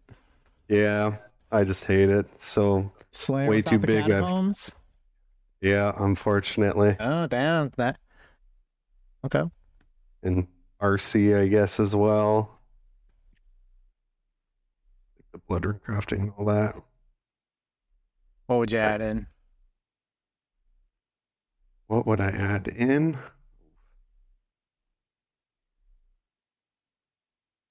Something wilderness related, probably. Wilderness needs love. See, I've got the complete opposite of it. If I could take one update out of the game, it would just be the wilderness. Remove. Oh yes, remove it. Like, dude, and I'll say like I was killing Scorpio like a week ago or so, and it was gonna be me and like a few of my alts, and I got one of my alts PK'd there before I even got to the fucking cave. Dude, like it's a boss that you lose money on. What are you guys doing trying to PK? Like, go to the other wildy bosses where people actually can have loot that they've gotten from killing the boss. So like, yeah, I got ragged by a team at Scorpia. There was 5 fucking guys that at Scorpia attacking. And just the general, like keep it in the PvP worlds would be my thing. And if I could add something, it would be I would add a deletion button to the sailing skill. Dude, you took it from me, man. I was gonna say delete sailing, but does that count? Oh, you're taking it out. I'm adding in a button to delete it. Ah, I see. So that's your update you add. Follow you, Drew. Nah, I don't know. For like updates that come out, I don't know. I'm pretty like neutral about the updates that come in. I never like extremely hate them, but I think I said earlier, I'm pretty. Don't mind updates if they're fun. If I had to pick one, I guess forestry's been very poorly executed. and I guess some aspects are okay, but I just feel like it's not being well done or well designed. I think, I guess like, it's not really like a removal, but I wish they went about skilling updates in a different way. The way to do it is Not to. not great. It's like they do it for like to get to. Oh, see. All right. Rip. That's it. Oh, he got permed. Oh, shit. That's funny. As you were saying? Yo, Yeah. did you what? So I don't know where you were in the middle of that when you disconnected, but Yeah, dude, you gotta edit out. Restart again. because your internet? No, my Discord just crashed. Mm. What did it start there? Okay, do I just speak? Yeah, go ahead. Yeah. I'm not editing that. You're good Just go ahead. People knowing and hearing the bloop of you disconnecting is funny enough that it just needs to stay in. Fine. Fine. Yeah. So what I move is, I think, not really a mover, but I wish they kind of did skilling updates in a different way. They do it as like a means to an end, as opposed to making skilling genuinely enjoyable. I don't know how they'll do that, but it should be done as opposed to just be something that gets them across the line. I guess that's the best way to put it. In terms of update I add, 7 instances. Because I mean, I could ask for like any update, but I mean they'll just add things anyways. But they're not gonna add 7 instances for some reason. But it just makes the general experience of it's not a mini game. The method way better. Like the solution for like That's kind of a tackling minigame. pre-started suppulture instances is like just to wait, and that's just not great.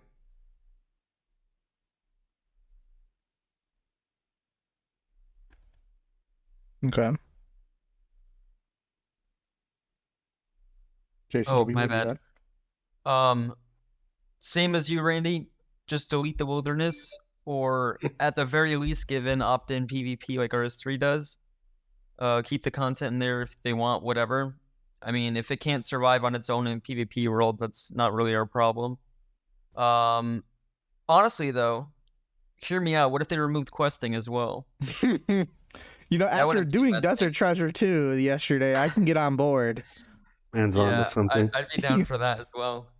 You're cooking As something. for adding, yeah, I mean, I'm pretty satisfied with the game. I mean, I'll just jump on what DK said. I mean, set instances would be massive for anyone trying to do the content, because that was definitely the worst thing about that. And other than that, I mean, it was great skill, great content. It's a tough one. I've thought of so many different answers. I would probably get rid of like 90% of the skilling updates they've done. Like, Driftnet pretty much ruined my interest in 2 of my favorite skills. Volcanic Mine really trashed mining.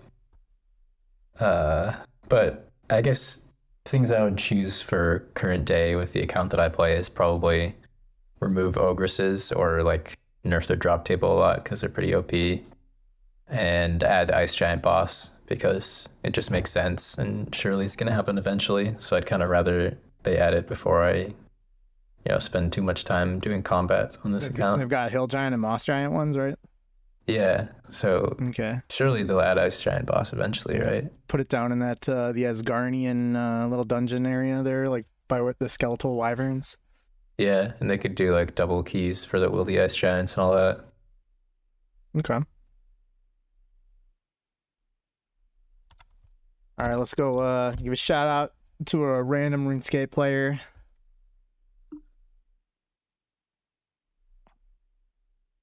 Go. Shout out Wizard, the boy, always streams like 6 hours a day for entertainment. Got decent community there as well. Scran. This is not a shout out to one player, but it's a community as well. So I'll shout out my clan as well. Solace. Finally found like a place that I fit into, like on the game. So really happy I'm there. Oh, shout out to Dan Gleesack, the GOAT. He's a homie. Shout out 5N, rank 3, free to play ultimate. Just got 2 in strength. All right. Shout out Enjoys. Get on it, man. You got a chance for rank 1 overall when Sailing drops. Just gotta finish off the other stuff here before Sailing comes out. You got it. Yeah, so I gotta give a shout out to the big dog, Dan Gleesack, and probably Hooba. Homies got me into skilling. Shout out to Onyx probably. Beast every skill he wants to do. Oh yeah. Also, shout out to Hexis.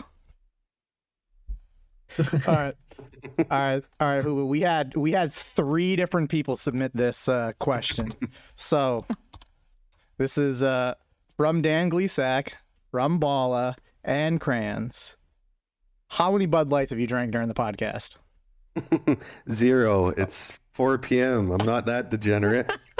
But I've had 2 Red Bulls. That's a different I slept for 3 hours last night. I'm fucking tired. Jeez. All right. All right. And then just kind of lastly here, real quick, what's everyone been up to during the podcast? I've been ranging ogresses. I've gained 120k range XP. I've been killing giant mole. I surpassed the 3,000 kill mark, and this is, I think, yet another pet that I'm above the pet rate for. I've been doing Slayer my level 3. I got a comfy Black Demon task which lasted like an hour and a half, but now I'm moving around. Just been watching Amaranth do body painting. You're nuts. You a subscriber? Yeah, free. Yeah. Oh, yeah. Oh, yeah. I've been mining all this time, so thank you guys for having me on. What I just method? killed 3 hours for free. Granite. Nice. Been doing granite with the ring, so I've been mining a crap load of stars and just using the stardust for like. Currently it's like 138 because I've been thinking about, but Yeah. I could get like 145k, which is kind of crazy. That's insane. Yeah, I've just been watching Alinity. She's got a big personality, and I've been fire making at the GE. I'm just Alright. trolling. Speaking of Twitch streams, I'm gonna watch Iris. If you know, you know. If you don't, you don't. If you don't, you don't. All right, so for the next Hexis podcast, it's gonna be planned to release on Saturday, October, maybe Sunday, but it'll be either like October 28th or October 29th. That'll be when the next podcast is. That'll be number 87. Looking to have some old time Hexis boys on that one who were on some of the originals. So we'll see if they're available, but that'll be when the next one is. Yeah, this one here, good strong 3 hours. Had a lot of fun with it, but that'll do it for Hexis podcast number 86, and we'll see you guys in a couple weeks for number 87. Thank you everyone for tuning in, and thank you to the boys here for being on the podcast. Appreciate it. Bye. See ya. Cheers.